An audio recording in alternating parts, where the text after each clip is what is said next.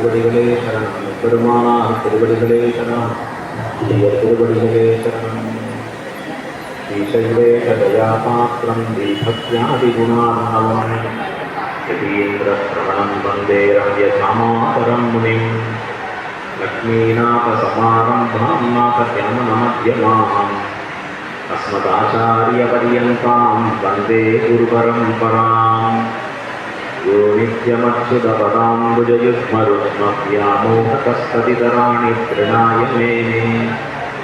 மத்குரோர்பகவதஸ்ய தயைகசிந்தோः ராமானுஜஸ்ய சரணோ சரணம் பிரபத்யே. மாதா பிதா யுவதயஸ்தனயா விபூதிः சர்வம் யதேவ நியமேன மதன்வயானாம். ஆத்யஸ்ய குலபதேர்வசுலாபிராமம் ஸ்ரீமத்பதங்கிரிவலம் பிரணமாமி மூர்த்னா. பூதம் சரஸ்ய மகதாத்வய பக்தநாத ஸ்ரீபக்திசாரகுலசேகர யோகிவாதாம் பக்தாங்கிருதேனுபரகாலயதீந்திரமிஸ்ராம் ஸ்ரீமத்பராம் குஷமுனிம் பிரணதோஸ்மி நித்யம். வேதாதுங்கஸ்தனகிரிதடீ சுப்தமுத்ரோக்ருஷ்ணம் பாராத்யம் ஸ்வம் ஸ்ருதிசதசிரः சித்தமத்யாபயந்தி. ஸ்வோச்சிஷ்டாயாம் ரஜனிகளிதம் யாமலாக்ருத்ய புங்கே. யோதாதஸ்யை நம இதமிதம் பூய ஏவஸ்து பூயः. அன்னவயல் புதுவை ஆண்டாள் அரங்கற்கு பன்னதிருப்பாவை பல்வதியம் இசையால் பாடிக் கொடுத்தாள். நற்பாமாலை பூமாலை சூடிக் கொடுத்தாளை சொல்லு. சூடிக் கொடுத்த சுடகொடியே தொல்பாவை ஆடி அருளவல்ல பல்வளையாய் நாடி நீர் வேங்கடவர்க்கு என்னை விதி என்ன இம்மாத்தம் நாம் கடவா வண்ணமே நல்கு. ஸ்ரீமத் கிருஷ்ண சமாத்வாய நமோ யாமுனசூனவே யத்தராட்சைகலக்ஷ்யாணாம் சுலப ஸ்ரீதரஸ்வதா.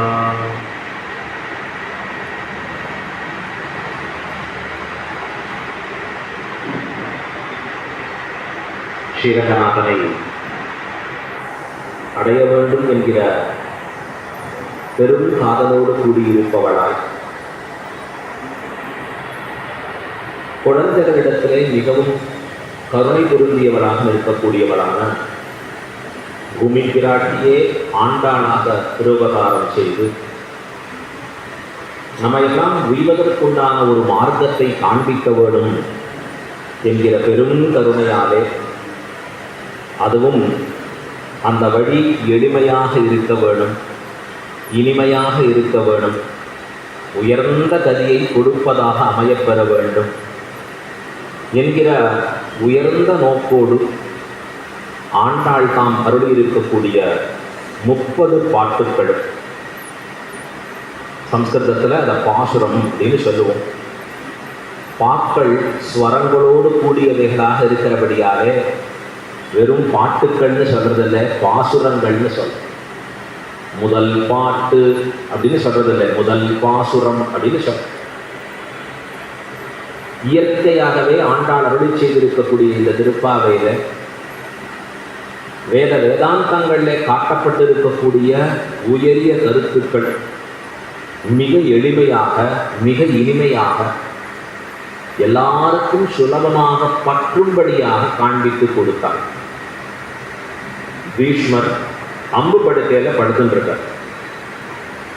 பகவான் கிருஷ்ணன் யுதிஷ்டிரனை பார்த்து சொல்றான், தர்மபுத்திரரே, உமக்கு கிடைத்திருக்கக்கூடிய ஒரு அரிய வாய்ப்பு, மிகப்பெரியவர், நைஷ்டிக பிரம்மச்சரியம் உடையவர், நல்ல ஞானம் பொருந்தியவர், கொஞ்ச நாளைக்கு இருக்க போறார், அப்புறம் பரமதிக்க போறார். அவரை கடைசி காலத்திலேயாவது பிடித்துக் கொள், அவரிடத்திலிருந்து நல்ல அர்த்தங்களை கேட்டு தெளிந்து கொள். உடனே யுதிஷ்டிரன் போறான், பீஷ்ம பிதாமகரை பார்த்து கேட்கிறான், கோதர்ம சர்வதர்மானாம் பவதா பரமோமதா கிம் ஜபன் முச்சதே ஜந்துகு ஜன்ம சம்சார பந்தனாது.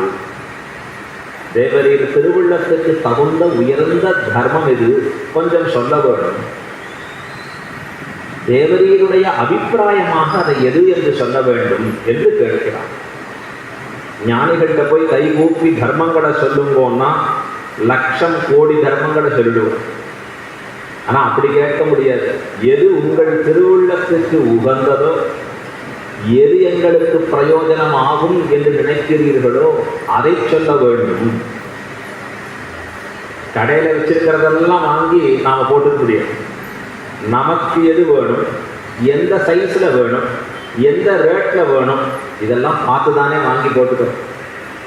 அதை போலதான் உயர்ந்திருக்கக்கூடிய ஞானி இடத்திலே சென்று எது சிறந்த தர்மம், எனக்கு எது சிறந்ததாக இருக்கும் அப்படின்னு சொல்லி கேட்கறச்சு. அப்ப பீஷ்மர் உரைக்கிறார். பீஷ்மவாச வரக்கூடிய வாக்கியங்கள் இருக்கடா.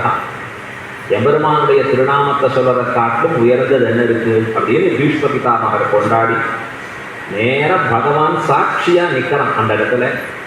அப்போ உடனே அந்த திருநாமங்களை சொல்ல சொல்ல சொல்ல அழகா பகவான் கேட்டு அங்கீகரிக்கிறான். விஷ்ணு சகசிரநாமம் அப்படின்னு பேரு.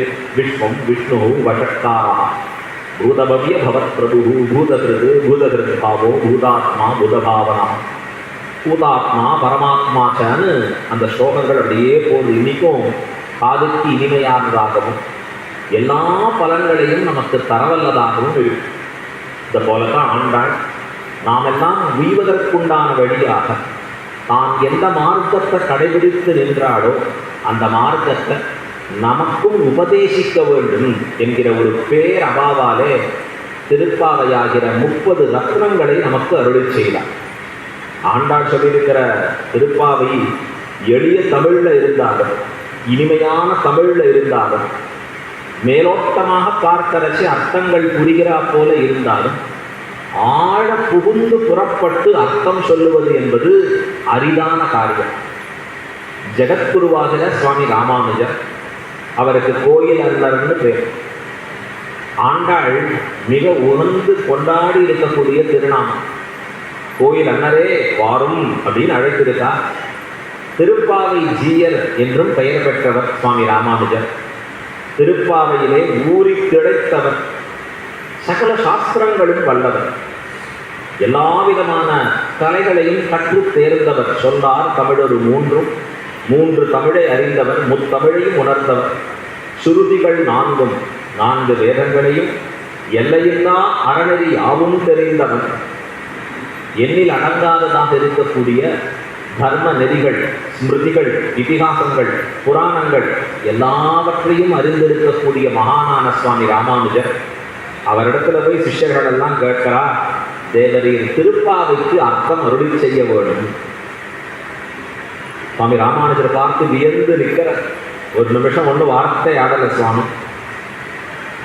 அர்த்தம் அருளி செய்ய வேணும் அப்படின்னு பிரார்த்திக்க சுவாமி ராமானுஜர் சொல்ற, திருப்பாவைக்கு அர்த்தம் சொல்றதா யோசிப்போம். திருப்பாவைக்கு அர்த்தம் சொல்றதுக்கு ஆள் கிடைப்பது அரிது. அது யார் சொல்லணும்? முளை எழுந்தார்படி மோவாய் எழுந்தாருக்கு தெரியாது. திருப்பாவைக்கு அர்த்தம் சொல்றதுக்கு ஆள் கிடைக்கிறதுக்கு உண்டானது கிடைப்பான்னா முடியாது. இது யாரால சொல்ல முடியும் அர்த்தம்னா? ஆண்டாளே சொல்ல வேணும். யார் கேட்கணும்னா ஆண்டாளே கேட்கும் அர்த்தனை. ஆண்டாள் சொல்லி ஆண்டாள் கேட்க வேண்டும் என்று அவ்வளவு பக்தி பாவம் ஊறி வந்திருக்கக்கூடிய சொற்கள்.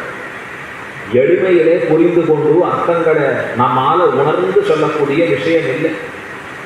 பெரிய பெரிய மகான்கள் அது ரொம்ப ரொம்ப பெரிய விஷயம்னு கொண்டாடி காண்பித்த திருப்பாவைய அப்படியே விட்டுட்டா என்ன ஆகும்? நம்போல்வர்கள் எப்படி வாழ்வார்கள்? மார்கழி திங்கள் மதி நிறைந்த நன்னாளா. நாங்களாம் சின்ன வயசுல திருப்பாவை சொல்லிட்டே போச்சு, மார்கழி திங்கள் மதி நிறைந்த நன்னாள்னு சொல்லணும். அதுக்கப்புறம் என்ன சொல்லுவோம்? மடி நிறைய பொங்கல். திருப்பாவை பாடினா டெய்லி கிடைக்கிறது பொங்கல், கவலை இல்லை. அப்ப அந்த பொங்கலுக்காக போக ஆரம்பிச்சு திருப்பாவையை சொல்ல ஆரம்பிச்சு மனப்பாடம் பண்ண வச்சு திருப்பாவையிலே சொல்லப்பட்ட அர்த்தங்கள் என்னன்னு ஆராய்கிற பொழுது ஆச்சாரியர்கள் அந்த வியாக்கியானங்களை பண்ணி உகர்த்துகிறார்கள். சுவாமி ராமானுஜர் தம்முடைய சீடர்களை கொண்டு திருப்பாவைக்கு மிக அழகான விளக்க உரைகளை எழுதி காண்பித்து நாம் எல்லாம் உய்யும் வண்ணமாக செய்து கொண்டிருக்கிறார். இல்லைன்னா இன்னைக்கு திருப்பாவை இவ்வளவு அர்த்தங்களை நம்மால கேட்டு தேர முடியுமான்னா முடியாத விஷயம். தமிழ் படித்தவரை பார்த்து திருப்பாவை சொல்லுன்னா மார்கழி மார்கழி திங்கள் மாதம் மதி சந்திரன் நிறைந்திருக்கக்கூடிய நன்னாள் நல்ல நாள். இதுக்கு மேலே என்ன அர்த்தம் இருக்கு? முடிஞ்சே போச்சு. ஆனால் ஆச்சாரியர்கள் அப்படி இல்லை. ஸ்ரீ வைஷ்ணவத்தில் உபய வேதாந்திகள்னு பேர், ஸ்ரீ ஊவே அப்படின்னு போட்டுப்பான். சில பேருக்கு ஒன்றுமே புரியாது, இது என்ன பேருக்கு முன்னாடி ஊவேன்னு போட்டுக்கிறாரு.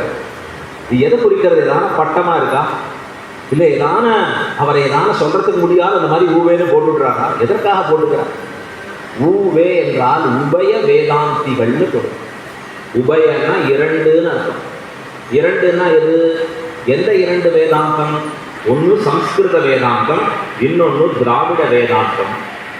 சம்ஸ்கிருதத்தையும் தமிழையும் இரண்டையும் சொத்தாக உடையவர்கள் ஸ்ரீ வைஷ்ணவர்களுக்கு அதுதான் பெருமை. நாங்கள் வெறும் சம்ஸ்கிருதம் மட்டும் படிச்சுட்டு வர முடியாது, வெறும் தமிழை மட்டும் கேட்டுட்டு வர முடியாது. நன்னூல் சொல்றது என்ன, மற்ற திருக்குறள் காட்டக்கூடிய விஷயங்கள் என்னன்னு ஏதோ தமிழ் ஆழ்வார் பாசுரங்கள்னு படித்து உட்கார முடியாது.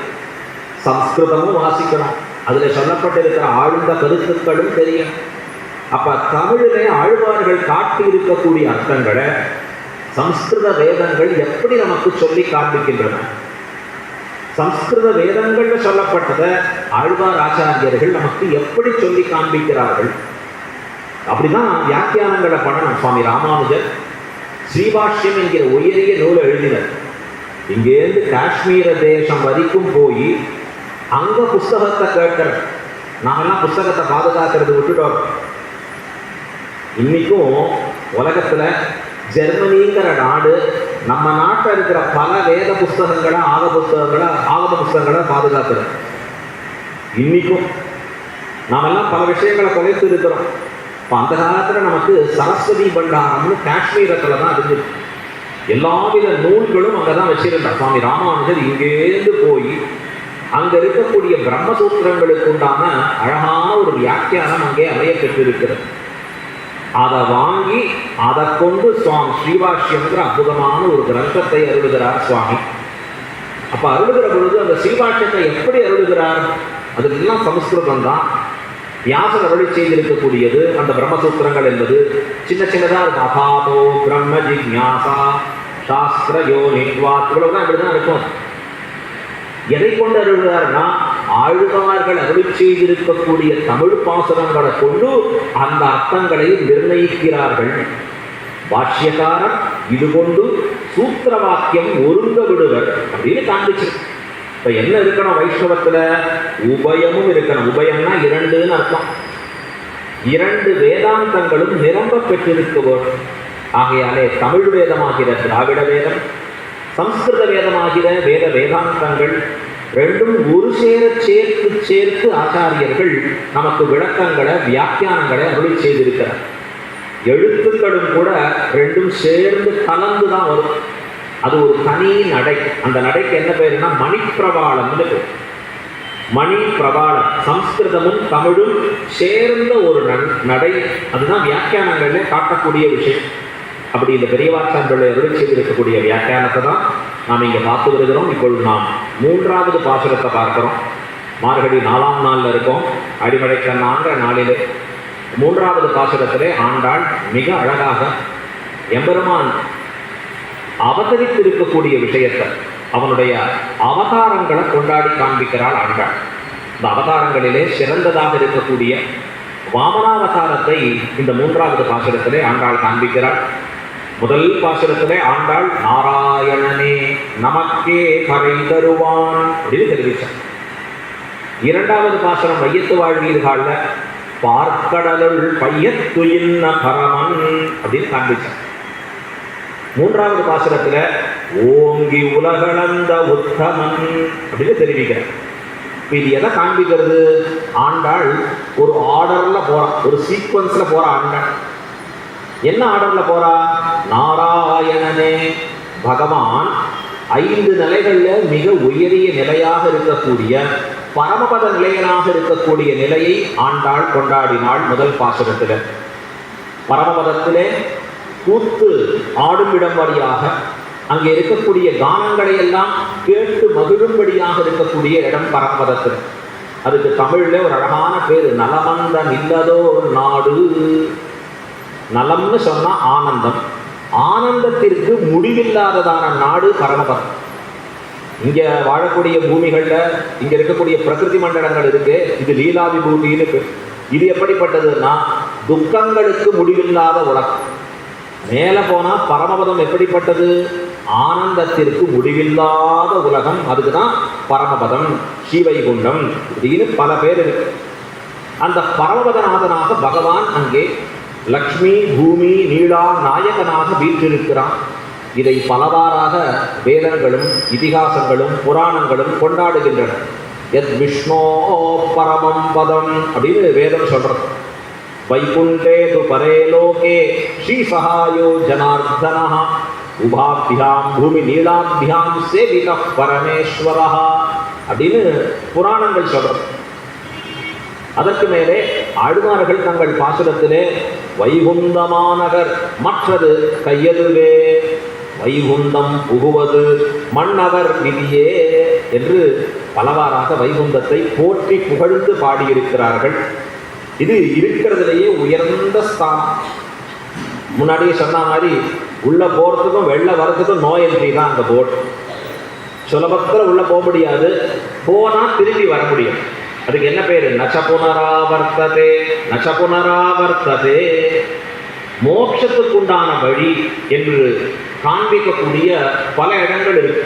இப்போ திருக்குறள் நாம பார்க்கிறோம். திருக்குறள் 3 பத்தி பேசிட்டு, அறம் பொருள் இன்பம். பேசாத ஒன்று வீடுங்கிறத பேசல திருக்குறள்.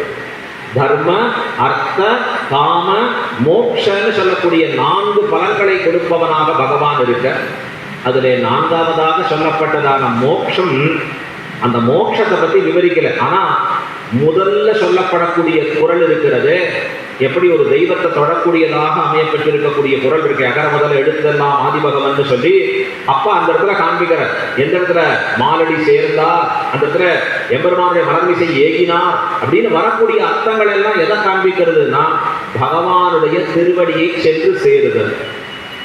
திருவடி சார்ந்தார்னு சொல்லுவோம் ஸ்ரீவைஷ்ணவத்துல. அப்படின்னா என்ன அர்த்தம், பரமபதத்தை அடைந்தார், வைகுண்ட பிராப்தி அடைந்தார் அப்படின்னு அர்த்தம். அர்த்தங்கள் எல்லாம் கொஞ்சம் தெரிந்து சொல்லணும். தப்பா சொல்லிட்டாலும் போச்சு. சுவாமி திருவடி சாத்த வேணும் அப்படின்னா சுவாமி திருவடி எங்கள் வீட்டில் பட வேணும். சுவாமி திருவடி சார்ந்தார்னா போயிட்டாருன்னு அர்த்தம், பரமதித்தா. ஒரு சொல்லு அப்படி மாறிட்டுனா கூட அர்த்தமே மாறி. சிவைஷ்ணவத்துல அழகா பிரயோஜனப்படுத்தணும். பரமபதம்னு சொல்லக்கூடிய உலகம், அங்க இருக்கிற பகவான் அவன் என்ன சொல்ற, ஆண்டாள் நாராயணனே. பரமபதத்துல எட்டாக்கனியா இருந்தா போற, அது யாரோ சில பேருக்கு தான். ராமானுஜ திருவடி சம்பந்தம் பெற்ற அடியார்களை முமுட்சுக்களாக இங்க வைத்து பகவான் அங்கே முக்தனாக கொண்டு போய் சேர்க்கிறான். அவர்கள் எப்படி போவார், போற மார்க்கம் அச்சிராதி மார்க்கம்னு பேரு. இதெல்லாம் வேதங்கள் வர்ணிக்கின்றன. வேதம் மட்டும் இல்ல, ஆச்சாரியர்கள் சொல்றார். சூழ்விசும் பனிமுகில் சூரிய முழக்கின ஆழ்கடல் கலையிறை கையெடுத்தாடின 7 பொழிலும் வலமேந்திய என்னப்பன் அப்படின்னு சொல்றார் அழகா. வாழ்வுகர் நான்மன் தமரை கண்டு வந்தே என்று இவன் போகக்கூடிய மார்க்கத்தை வர்ணிக்கிறதா. ஒரு முக்தனாக ஒரு ஆத்மா இந்த இடத்துல சரீரத்தை விட்டு புறட்டு போறது இருக்கே, உலகமே கொண்டாடும்படியா இருக்கான் இந்த பரமத்தை அடைந்து நிற்க. அதைத்தான் ராமானுஜர் நமக்கு எட்டாத கனியாக எட்டும் கனியாக மாற்றினார். உய்ய ஒரே வழி உடையவர் திருவடி என்று சொல்வதற்குண்டான காரணம் என்ன, அந்த எளிமையாக அந்த பரமபதத்தை ஆக்கி கொடுத்தவர் ராமானுஜர்.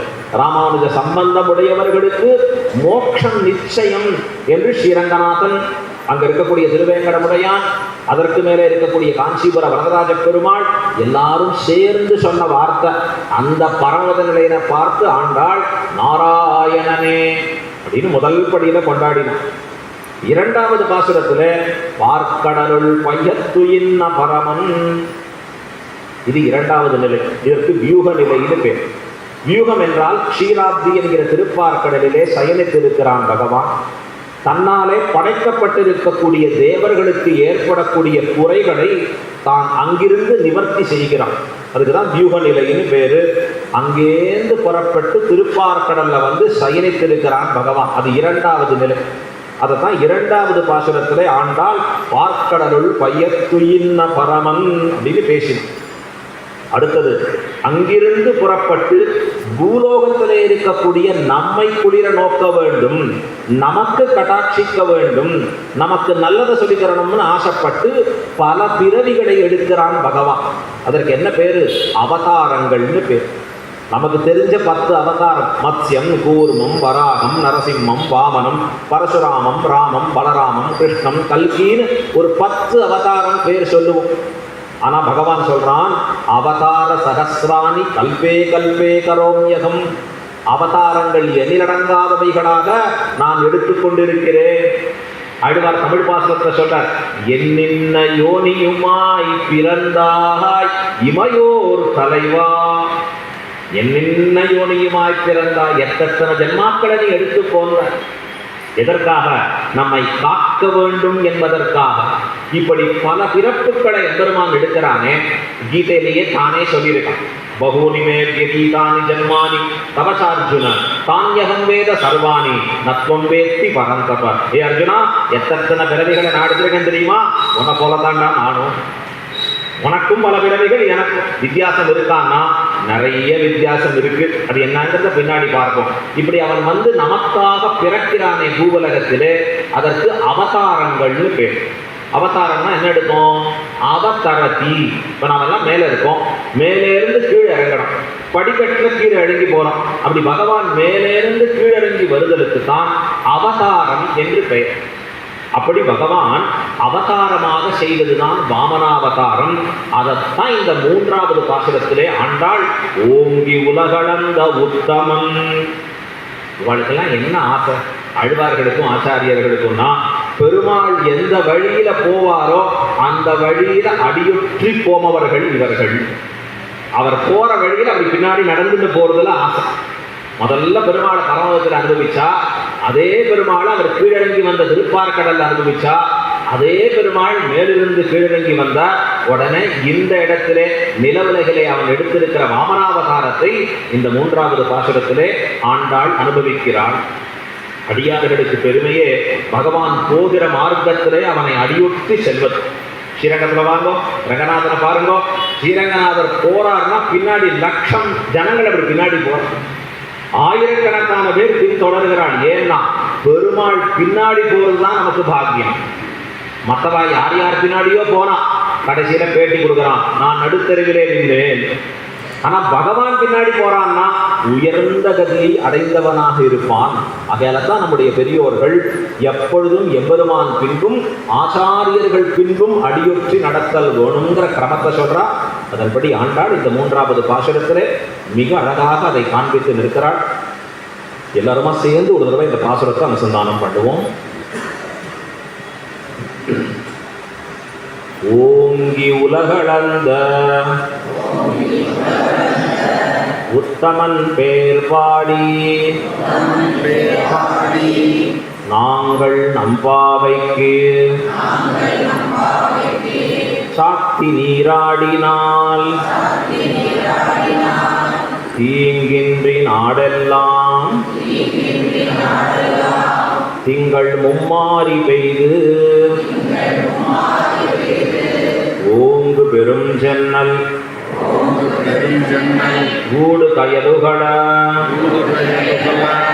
பூங்குவடை போதில் பொறிவண்டு கண்படுப்ப தேங்காவே உக்கிருந்து சீர்த்த முலை பற்றி வாங்க குடம் நிறைக்கும் வள்ளல் பெரும் பசுக்கள் நீங்காத செல்வம் நிறைந்து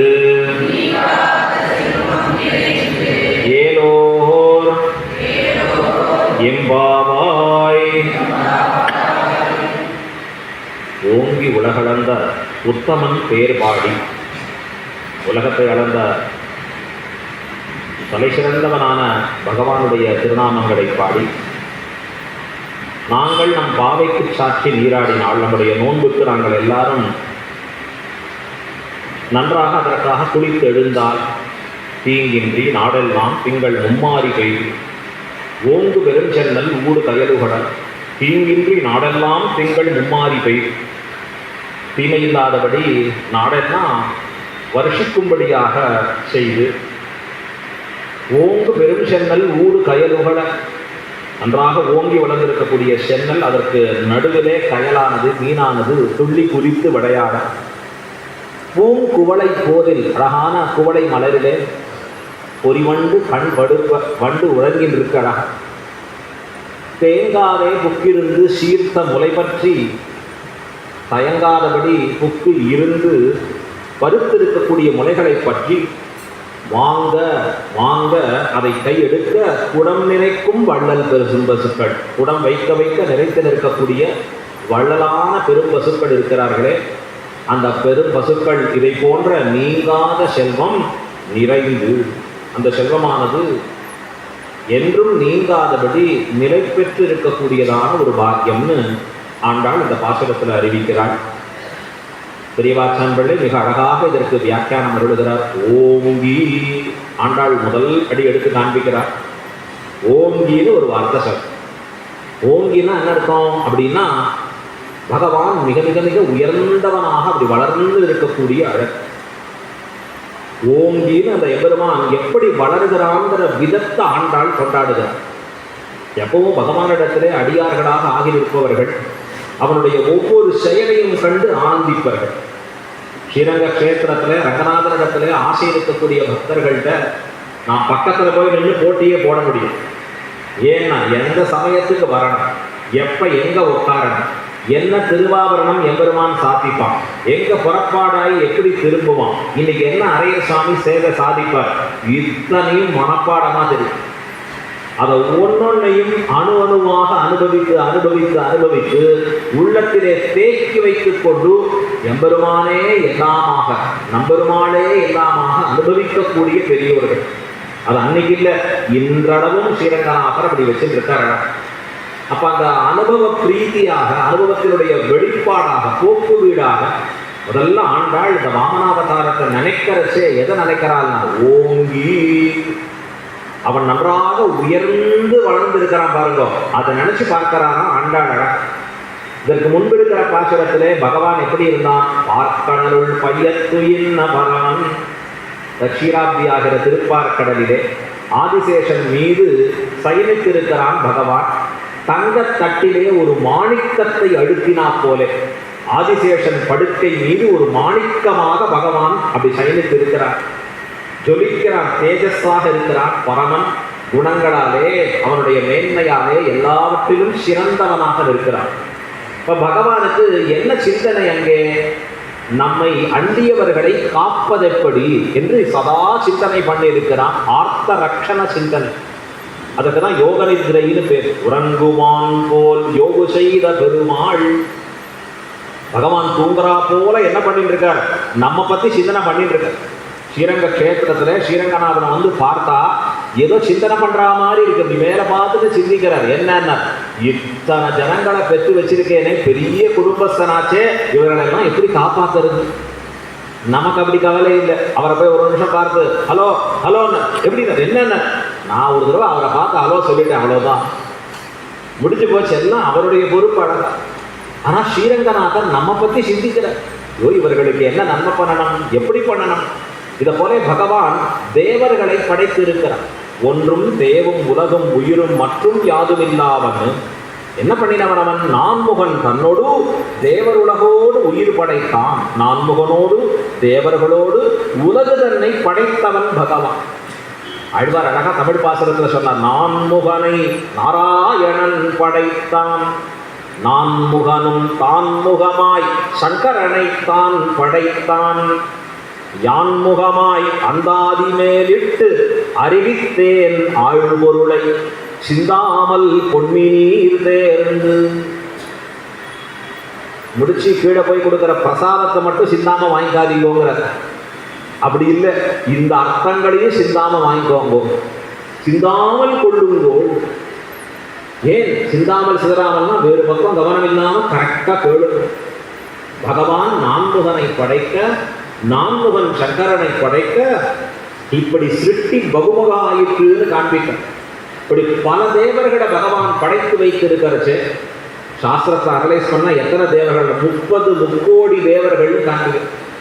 33 கோடி தேவர்கள். அத்தனை தேவர்கள் பேர் இருக்கு. நமக்கு தெரிஞ்சது ஏதோ 1-2 பேர் நம்ம ஊர்ல அங்க இங்க இருக்கிற பேர் தெரியும். அவ்வளவு சாஸ்திரம் சொல்றதை கேட்டா தலையை சுத்திடும். நாட்டினான் தெய்வமெங்கும், எங்கும் தெய்வங்களை நாட்டினான் பகவான், நல்லதோர் அருள் தன்னாலே காட்டினான் திருவரங்கம் உய்பவர்க்கு உய்யும் வண்ணம் அப்படின்னு ஆழ்வார் தெரிவிக்கிறார். எல்லா தெய்வங்களையும் படைச்சது மட்டும் போருமா, அவர்களை ரட்சிப்பதும் தன்னுடைய பொறுப்பு. ஆகையால தான் அந்த ரட்சணங்கிற டிபார்ட்மெண்ட்டை தானே வச்சிருக்கான் பகவான். இவர்களுக்கு என்ன நன்மை செய்வது என்று தான் யோசித்துக் கொண்டிருக்கிறான் இந்த திருப்பார்கடல்ல. அப்ப யாரும் தன்னை ரட்சிப்பதற்கு அழைக்கவில்லைங்கிற பொழுது பகவான் சோர்வுல இருக்கானா. எப்ப இந்த தேவர்கள் எல்லாம் ஏ பகவானே எங்களை ரட்சிக்க வேண்டும்னு அவர்கள் கூக்குரல் இடுகிறார்களோ, அதை கேட்ட உடனே எம்பெருமான் எப்படி ஆறான்னா ஓங்கி உற்சாகமா இருந்து அப்படி உயர்ந்து நிற்கிறாங்க. இது எதை போலன்னா ஆண்டாள் இந்த மூங்கில் மரம் இருக்கு. இந்த மூங்கில் மரத்தை பார்த்தா பல விஷயங்கள் இருக்கு. 5-6 வருஷம் 4-5 வருஷம் ஒண்ணுமே தெரியாது, பூமிக்குள்ளேயே இருக்கும். அதுக்கப்புறம் வளர்றதை பாருங்க, கடற்கடன்னு வளர ஆரம்பிக்கும். அந்த மூங்கில் பெருசா வளர்ந்திருக்கிற காலத்துல, இந்த பனி நிறைய இருக்கக்கூடிய காலத்துல என்ன ஆகும்னா, பனிப்பட்டு அந்த மூங்கில் இப்படி சாஞ்சிருக்கு. இது மூங்கில் இப்படி சாஞ்சிருக்கு அப்படின்னா, ஆமா பனி நிறைய பட்டிருக்கு, அதனால அப்படி சாஞ்சிருக்கு. எப்ப சூரியன் வருதோ, சூரிய கிரணங்கள் வருகிறதோ, பனி உறிஞ்சப்படுகிறதோ, உடனே என்ன ஆகும், அப்படி மூங்கில் நிமிர்ந்து இருக்குமா அப்படியே. அதை போல பகவான் இவர்கள் யாரும் என்ன அழைக்கலையேன்னு அப்படி சாஞ்சி இருக்கான். எப்ப இவர்கள் தேவர்கள் தூக்குகள் எடுக்கிறார்களோ அப்ப ஓங்கி அப்படி உயர்ந்து வளர்ந்து நிற்கிறானா. ஆண்டாள் கொண்டாடுற ஆச்சரியம். ஒரு வாமன மூர்த்தியாக கீழே இறங்கி வர எம்பெருமான். வாமனாவதாரம் அப்படிங்கிறது தேவர்களுடைய ராஜ்யத்தை மகாபலிங்கிற சக்கரவர்த்தி அபகரிக்க, அவன் தேர்ந்து ராஜ்யத்தை வாங்கி தரணும் அப்படின்னு இந்திரன் பிரார்த்திக்க, அந்த இந்திரனுக்காக பகவான் ஒரு அவதாரம் எடுத்தான். வாமனன்னு பேர் அந்த அவதாரம்.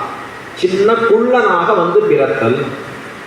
ரொம்ப அழகான பிரம்ம தேஜஸுடைய குழந்தை. ஒரு குழந்தைக்கு எது தேஜஸ்? பிராமண குழந்தைக்குன்னா அவனுக்கு காப்பது என்பதே காயத்ரி தான். காயத்ரி சந்தசாம் மாதேன்னு வேதம் சொல்றது. சந்தஸுக்கெல்லாம் தாயாக இருப்பவள் காயத்ரி. நாள்தோறும் அந்த பிரம்மச்சரியம் உடையவன், பிராமணனாக பிறந்திருக்கிறவன் அதை சதா ஸ்மரித்துக் கொண்டு இருக்கவன். இப்போ பகவான் ஒரு யஜ்ஞோபவீததாரியாக அழகா ஒரு கமண்டலத்தை பிடிச்சிட்டு, ஒரு குடையை பிடிச்சிட்டு வாமன மூர்த்தியாக திருவவதாரம் பண்ணி நடந்து வரான். எங்கன்னா மகாபலி இடத்துல வர. இந்த மகாபலி சக்கரவர்த்தி என்ன பிரகல்லாதனுடைய பேரனம். என்ன ஆச்சரியம் பாருங்க. அவனுக்கு ஒரு அந்த வம்சத்தில் பிறக்கிற பாக்கியம். பிரகலாதாழ்வான் பேரனா பிறந்திருக்கு. ஆனா பிறந்தாலும் அவனுக்கு என்ன கஷ்டம்னா, எங்கேயாவது யார்கியாவது போய் சண்டை போடணும், ராஜ்யங்களை அபகரித்துன்னு வர. அதை போல இந்திரன்ட்ட போய் சண்டை போட்டு ராஜ்யத்தை வாங்கி வந்துட்டான். தாத்தா சொல்றார், பிரகலாதாழ்வான் சொல்றார், அடே இதெல்லாம் நமக்கு ஆகாதுரா, பகவான் சொத்தை அப்படி பறிக்க கூடாதுரா அப்படின்னு சொல்ற. கேட்கிறா போல இல்லை. இப்ப இந்த மகாபலி ராஜ்யத்தை வாங்கி வந்துட்டான், பிடிக்கிட்டான். இந்திரனுக்கு பதவி போச்சு. பதவி இருக்கிற வரைக்கும் இந்திரன் பெருமாளை மறந்துருப்பான். அப்படித்தானே உலகத்துல காரியம் ஆற வரைக்கும் காலை பிடிச்சான் சுவாமி, அப்புறம் அவ்வளவுதான். சில பேர் நினைக்கிறான் காலை பிடிக்காம இருந்தாலும் பரவாயில்ல, காலை வாரி விடாம இருந்தானே. கைசிக புராணத்துல அழகா வரும். நம்பாடுவானை கொண்டு போய் இந்திரலோகத்துல வச்ச உடனே இந்த கைசிக புராணத்துல சொல்றாரு, அங்கேருந்து என்னன்னா, இந்திரனை போலே நம்மை மறவாதே. இந்த இந்திரன் பதவி கிடைக்கிற வரைக்கும் யாகம் பண்ணா, தபஸ் பண்ணா, ஹோமம் பண்ணா, பெருமாளே பெருமாளேன்னா. பதவி கிடைச்சது, நீதான் இந்திரா, தேவர்களுக்கு நீதான் ராஜ்யம், சொர்க்கலோகத்துக்கு நீதான் அதிபதினு உடனே பெருமாளாவது ஒன்னாவது மறந்தே போயிட்டான். சுராபாரம் பண்ணனா, அங்க இருக்கிற ஊர்வசி, ரம்பை, திரோத்தமை கீழே சொல்லக்கூடியவர்கள் இப்படியே போறது அவன் கா. ஆனா நம்பாடுவான் அப்படி இல்லையா, அங்க போனாலும் பெருமாளையே தியானிச்சு பாடுகிறான். இப்ப இந்திரனுக்கு பதவி போச்சு. எங்க வரா? பகவான் இடத்துல வரான். அசரண்ய சரண்யா அனன்ய சரணஹா சரணமஹம் பிரபத்யே. எல்லாரும் சேர்ந்து சொல்ற ஒரே வார்த்தை பெருமாள்கிட்ட, வேறு புகழில்லை ஐயா, புகழொன்னில்லா அடியே உன் அடிக்கீழ் அமர்ந்து புகுந்தேனே. ஆழ்வார் சொன்ன வேறு புகழ் இல்லை, வேறு கதி இல்லை, நீர் தான் காப்பாத்திட்டார். பெருமாள் கேட்கிறார், என்னாச்சுப்பா? ராஜ்யம் போயிடுது. யார் பறித்தான்? மகாபலி. சரி, நான் வாங்கிக்கிறேன், போயிடுவோம். பகவான் சொல்லி அனுப்பினார். மகாபலி இடத்துல ஒரு உயர்ந்த குணம் இருக்கு, நல்ல பண்பு, தர்மத்துல அவனுக்கு நிலைத்த தன்மை. என்ன தன்மைனா, வந்தவர்களுக்கெல்லாம் நிறைய தானம் பண்ணக்கூடிய தன்மை, நல்ல யாகாதிகள் ஹோமாதிகளை ஸ்ரத்தையா பண்ணக்கூடிய தன்மை. பகவானுக்கு யாராவது சாஸ்திரம் படி ஸ்ரத்தையா பண்ணாலே அவனை ரொம்ப பிடிக்கும். அவன் எப்படிப்பட்ட பாபிஷ்டனா இருந்தா கூட அவனை கண்டு எம்பெருமான் உகப்பான். ஏன்னா சாஸ்திரம் நமக்கு நன்மைக்காக சொல்லியிருக்கு. தர்மம் சர, வேதம் சொல்றது சத்தியம் வத, தர்மம் சர, சத்தியத்தையே பேசு, தர்மத்தின்படி வாழ்ந்து நில். கண்டிப்பா அது நமக்கு நன்மையை கொடுக்கக்கூடிய செயலாக இருக்கும். மகாபலி அந்த நன்மையில மூழ்கி இருக்கிறச்சே பெருமாள் பார்த்தார், இந்திரன் ராஜ்யத்தை வாங்கணும், நான் போய் வாங்கிக்கிறேன். ஒரு சின்ன அழகான ஒரு குழந்தையாக நடந்து போறார். அங்க போய் மகாபலி இடத்துல பெரிய கியூ நிக்கிறது, அதுல பெருமாளும் நிக்கிறார். மகாபலியை பார்த்து சொல்றார், மாவலி மூவடி தா அப்படின்னு கேட்கிறார். ஏன் மகாபலியே 3 அடியை கொடு அப்படின்னு கேட்ட உடனே இந்த குழந்தை அப்பதான் திரும்பி பார்க்கிறான் மகாபலி. என்ன தேஜஸ் அந்த குழந்தை முகத்துல! அந்த குழந்தைய பார்த்துட்டே இருக்கலாம் போல, இந்த கையை கூப்பி நிற்கும்படியே இருக்கு. அந்த குழந்தைய பார்த்த உடனே மகாபலிக்கு இந்த குழந்தைய பார்த்து திருப்பி கேட்கிறான், என்ன வேணும்? 3 அடி மண். 3 அடி மண்ணா? எந்த காலால? என்னுடைய சின்ன காலால. இந்த குழந்தை பார்த்து, இதோ இங்க இருக்கு பாரு, இந்த காலால தான் 3 அடி மண். மகாபலிக்கு ரொம்ப இழுக்கா இருந்தது. தானம் பண்ணா எப்படி தானம் பண்ணணும்? தலை சிறந்ததை பண்ணணும். சில பேர் தானம்னு பண்ணிப்பா, என்னென்ன வீட்டில் உபயோகம் இல்லாத பொருட்களை இது தானம். எது நமக்கு வேண்டாமோ எல்லாத்தையும் அடுத்தவா தலையில கட்டு. உங்களுக்காகவே கட்டில் வச்சிருக்கேன் ஒருத்தர். என்னென்ன ஒன்றும் இல்லை, கட்டில் தான், அது கொஞ்சம் இந்த பக்கம் அந்த பக்கம் ஸ்க்ரூ போயிருக்குல்ல. இப்ப படுத்தேன்னா நீங்க கட்டிலுக்கு மேல இருக்க மாட்டேன், கட்டில் உங்களுக்கு மேல இருக்கும். அந்த பொருளை கொடுத்தா என்ன அர்த்தம்? வாங்குறவாளுக்கு ஆபத்துன்னு அர்த்தம். தானம் அப்படி பண்ணக்கூடாது. நல்ல பொருள்களை பண்ணணும், உயர்ந்ததை பண்ணணும், நல்ல நோக்கோடு பண்ணணும். இதெல்லாம் தானத்துக்கு இருக்கக்கூடிய விதி. ஸ்ரத்தயாதேயம் அஸ்ரத்தயாதேயம் ஸ்ரீயாதேயம் ஹ்ரியாதேயம் ஹியாதேயம் சம்பிதாதேயம். எத்தனையோ சொல்லியிருக்கு எப்படியெல்லாம் பண்ணணும், எந்த முறையில் பண்ணணும், எந்த நேரத்தில் பண்ணணும், யாரை கொண்டு பண்ணணும். இவ்வளவு நீதிகள் நமக்கு சொல்லப்பட்டிருக்காரா? அப்ப இந்த மகாபலி கேட்கிறான், இந்த 3 அடி இப்படி அளந்தா எனக்கு இழுக்கிறது, என்ன பண்ணணும்? இதோ கண்ணால பாருங்க, இந்த இடம் பூர்த்தியா பாருங்க. பார்த்த இடமெல்லாம் உங்களோட தான். நமக்கு அப்படி யாராவது இப்ப கொடுத்தா எவ்வளவு சந்தோஷமா இருக்கும். அடுத்த க்ஷணம் பார்த்துட்டே இருக்க மாட்டோம். போய் முதல்ல ஐ டாக்டர்கிட்ட போய் நல்லா இன்னும் விஷயம் பெருசா வரும், இன்னும் வேணும். இந்த வாமனமூர்த்தி ஒரு வார்த்தை திருப்பி சொன்னார், நான் கேட்டதை கொடுப்பியா மாட்டியான்னு. என்ன கேட்டேன்? 3 அடி தான் எனக்கு வேணும், கண்ணு கொண்டு பாருங்க. அதெல்லாம் வேண்டாம், என்னுடைய அடிகளாலே அளந்த 3 அடின்னு. உடனே மகாபலி பார்த்தா, சரி நீர் எப்படி ஆசைப்படுறீரோ அப்படியே கொடுத்தேன். உடனே பக்கத்தில் இருக்கிற ஒருத்தர் ஓடி வர, யாரு? சுக்ராச்சாரியர்னு ஓடி வர.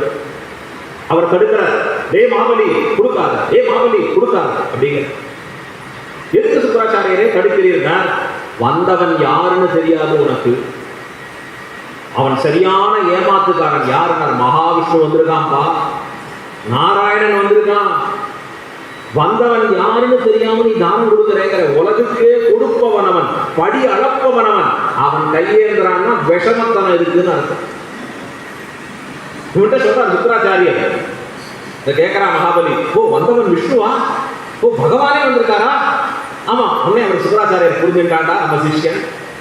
இனிமே நாம சொன்னபடிதான் கேட்க போறான். சிஷ்யனுக்கு புரிய வைக்கிறதே ஆச்சாரியனுக்கு பெரிய தலைவலி. 100 கேள்வி. கடைசியா ஆச்சாரியன் பார்ப்பார், கையில புஸ்தகத்தை கொடுத்து, உனக்கா என்ன தோன்றதோ படிச்சுக்கோப்பான்னு விழுந்து செவிச்சிருவார். இப்போ இவர் சுக்ராச்சாரியருக்கு ஒரே சந்தோஷம், பரவாயில்ல சொன்ன உடனே புரிஞ்சுட்டான் நம்ம சிஷ்யன். வந்தவன் விஷ்ணுன்னு தெரிஞ்சு போச்சு. சரி மகாபலி, இந்த ப்ரோக்ராம் கேன்சல் தானே? என்ன இல்லை, கண்டிப்பா இந்த ப்ரோக்ராம் நடக்கும்னா மகாபலி. என்னப்பா இப்படி பேசுறேன்னா, யார் யாருக்கோ கொடுத்தது பெருமையா, வந்த பகவானுக்கே கொடுப்பதுதான் பெருமைனா. அப்பயும் நான் எடுத்த விரதத்தை விடமாட்டேன்னா மகாபலி, கொடுத்தே தீருவேன் அவருக்கு. சுக்ராச்சாரியார் பார்த்தார், அடே முட்டாளே, உன் அழிவை நீயே தேடிக்கொள்கிறாயே, எங்கேயாவது அவனுக்கு போய் பண்ணி உன் அழிவை தேடிப்பியா? குரு அதை உபதேசிக்கணும். அவனுக்கு சொல்றாரு நல்லது. அவன் சிஷ்யன் சொல்றான், என்ன அழிவு வந்தாலும் பரவாயில்ல, கொடுத்தே தீருவேன். இதுதான் பகவானிடத்துல மகாபலியிடத்துல பிரிச்ச குணம். அதுக்காக தான் யாசகமா வர இருக்கு. பாரு என்ன எண்ணம் பாரு அவனுக்காக. இல்லை வந்த உடனே சுக்கராச்சாரியர் சொல்லிட்டார், ஓ நீ திருந்த மாட்டேன் அப்படின்னு அவர் நகர்ந்துட்டார். இந்த மகாபலி தானம் பண்ண போறான். தானங்கள் பண்ணுவது ஒரு கிரமம் இருக்குன்னு சொன்னேன். உதகதாரா பூர்வகமாக, உதகம்னா ஜலம், தீர்த்தம், தண்ணீர்னு அர்த்தம். இந்த தண்ணீரை ஊற்றி தானம் பண்ண நாமெல்லாம் பார்ப்போம். இந்த கல்யாணம் பண்றச்சு பெண்ணை கொடுக்கிறவர்கள் அந்த கண்ணீரை ஊற்றி சொல்லுவார், இதம்னா மாமா, இனி இவள் என்னுடையவள் இல்லை, உன்னை சேர்ந்தவள் அப்படின்னு சொல்லி கொடுக்கணும். அதை போல தானம் கொடுக்கறச்சே ஒரு வஸ்துவை தண்ணீரை ஊற்றி இது இனிமேல் என்னுடைய பொருள் இல்லை, உன்னை சார்ந்தது அப்படின்னு சொல்லி கொடுக்கணும். இப்போ அதை போல மகாபலி ஒரு கமண்டலத்துல ஜலத்தை எடுத்து சேர்க்கிறான், தீர்த்தத்தை இதம் நம்மமா அப்படின்னு சொல்லி சேர்க்கிறான். இந்த கமண்டலத்தில் பார்த்தா தண்ணீர் வரமாட்டேங்கிறது. ஏன்னா அது ஜலம் தண்ணீர் இருக்கு, உள்ள தண்ணி வரமாட்டேங்கிறது அப்படின்னு பார்த்தா அது ஏதோ அடைப்பு இருக்கு. பெருமாள் பார்த்தார் ராமனமூர்த்தி, கவலைப்படாத, அடைப்பை நான் சரி பண்ணிக்கிறேன். என்னென்ன கையில ஒரு அழகான பவித்திரம் அணிந்திருந்தா அந்த பவித்திரத்தை வச்சு அந்த ஓட்டையில இப்படி சொருகினார். ஐயோ அம்மானு கத்துட்டு ஒரு வெளியில வந்து பறந்து போச்சு. ஏன்னா அது வண்டி இப்படி கத்துறதுன்னா கண்ட ரத்தம் வருகிறது. அப்படியே சுக்கராச்சாரியர் வண்டாக மாறி அந்த ஜலத்தை அடைத்துக் கொண்டார், துவாரத்தை அடைச்சிட்ட. ஏன்னா சிஷ்யன் பைத்தியமா ஒன்று பண்ண போறது, ஜலம் விழுந்தா தானே பண்ணுவேன், நான் போய் அடைச்சிக்கிறேன். பெருமாள் பார்த்தார், ஜலம் விழாமையா பண்ணுவேன், உன்னை என்ன பண்ற பாருங்க. அதை வச்சு குத்தினார், கண்ணு போச்சு சுக்கராச்சாரியர். கதை ரெண்டு வெளியில போனா ஜலம் மாபலி அப்படி ஆனந்தமா ஆசையா சேர்த்தான். பெருமாள் கையில் அந்த ஜலம் பட்டுதோ இல்லையோ ஓங்கி அப்படியே வளர்ந்தாராம். கட கட கட கட கட கட கட. இவ்வளவு நாள் அந்த ஜலம் படாமல் இருக்கிற பொழுது ஐயோ நடக்குமோ நடக்காதோ எப்படி இருக்கும்னு நினைந்தவர், வாமனமூர்த்தியாக இருந்தவர், அந்த தண்ணீர் விழுந்ததோ இல்லையோ ஓங்கின்னு ஒரு பெரிய உருவத்தை எடுத்துக் கொள்ளுகிறான் என்பதுமா. இது அழகா திருமங்கை ஆழ்வார் தம்முடைய திருநெடுந்தாண்டகம்ங்கிற பாசுரத்துல விவரிக்கிறார். 5வது பாசுரம், ஒன்மிலியில் புனருருவி உருகால் நிற்ப உருகாலும் காமரு சீர் அவனனுள்ளத்து என்மதியும் கடந்து அண்டநீது போகி இருவு செம்பின் ஊடு போய் எழுந்து மேலை தன்மதியும் கதிரவனும் தவிரவோடி தாரகையின் புறம் தடவி அப்பால் மிக்கு மண் முழுதும் அகப்படுத்த நின்னையந்தை மலர்புறையின் திருவடியே வணங்கினேனே. ஆழ்வார் கொண்டாடுறார். என்னமா அந்த திருவடி புறப்பட்டது தெரியுமா, என்னமா அந்த திருவடி போச்சு தெரியுமா, எத்தனை இடங்கள்ல அளந்தது தெரியுமா, எத்தனை லோகங்களை கடந்து போச்சு தெரியுமா அந்த திருவடி அப்படின்னு அந்த திருவடியை வணங்கி நிற்கிறா திருமங்கை ஆழ்வார். திருவடியே வணங்கினேனே. அப்படியே அந்த எபெருமானுடைய திருவடி ஓங்கி அப்படி வேகமா வளர்றது. இந்த வளர்ந்திருக்கக்கூடிய கடுமை எப்படி இருக்கு அப்படின்னா, பிரம்மா தன்னுடைய லோகமாகிற சத்தியலோகத்துல தபஸ் பண்ணிட்டு இருக்கார் பிரம்மா. திடீர்னு பார்த்தா எம்பெருமானுடைய திருவடி அவர் லோகத்துக்கு வருது. அதறி பதறி போறார் பிரம்மா. கடகடகடன்னு கிளம்புறார், தன்னுடைய கமண்டலத்தை எடுத்துட்டு வந்து சேராங்க. தர்மமே தண்ணீராக மாறி அந்த கமண்டலத்துக்குள்ள சேர்ந்தது. பெருமானுடைய பாதம் திருவடிகள் நம்ம இடத்துக்கு வருது. உடனே அவருடைய திருவடியை விளக்குறார், அந்த திருவடியில தீர்த்தத்தை சேர்க்கிறார். பாதங்கள் கழுவினர். அந்த காலத்தாலாம் ஒரு கிரமம் இருக்கு. பெரியோர்கள் நம்ம அகத்துக்கு வந்தா அவர்களுக்கு கை அலம்பி விட்டு கால் அலம்பி விட்டு அவர்களை ஒரு ஆசனத்திலே அமரச் செய்து நீரை கொடுத்து, இதெல்லாம் ஒரு கிரமமாக நம்முடைய பெரியோர்கள் வைத்தது உண்டு.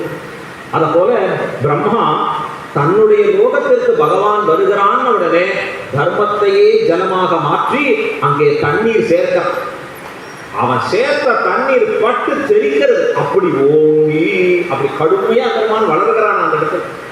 இது ஆழ்வார் அழகா வர்ணிக்கிறார். உரை கொண்டு நான்முகன் குண்டிகை நீர் பெய்து மறை கொண்ட மந்திரத்தால் வாழ்த்தி கரை கொண்ட கண்டத்தான் சென்னி மேல் ஏற கழுவினான் அண்டத்தான் சேவடியை ஆங்கு.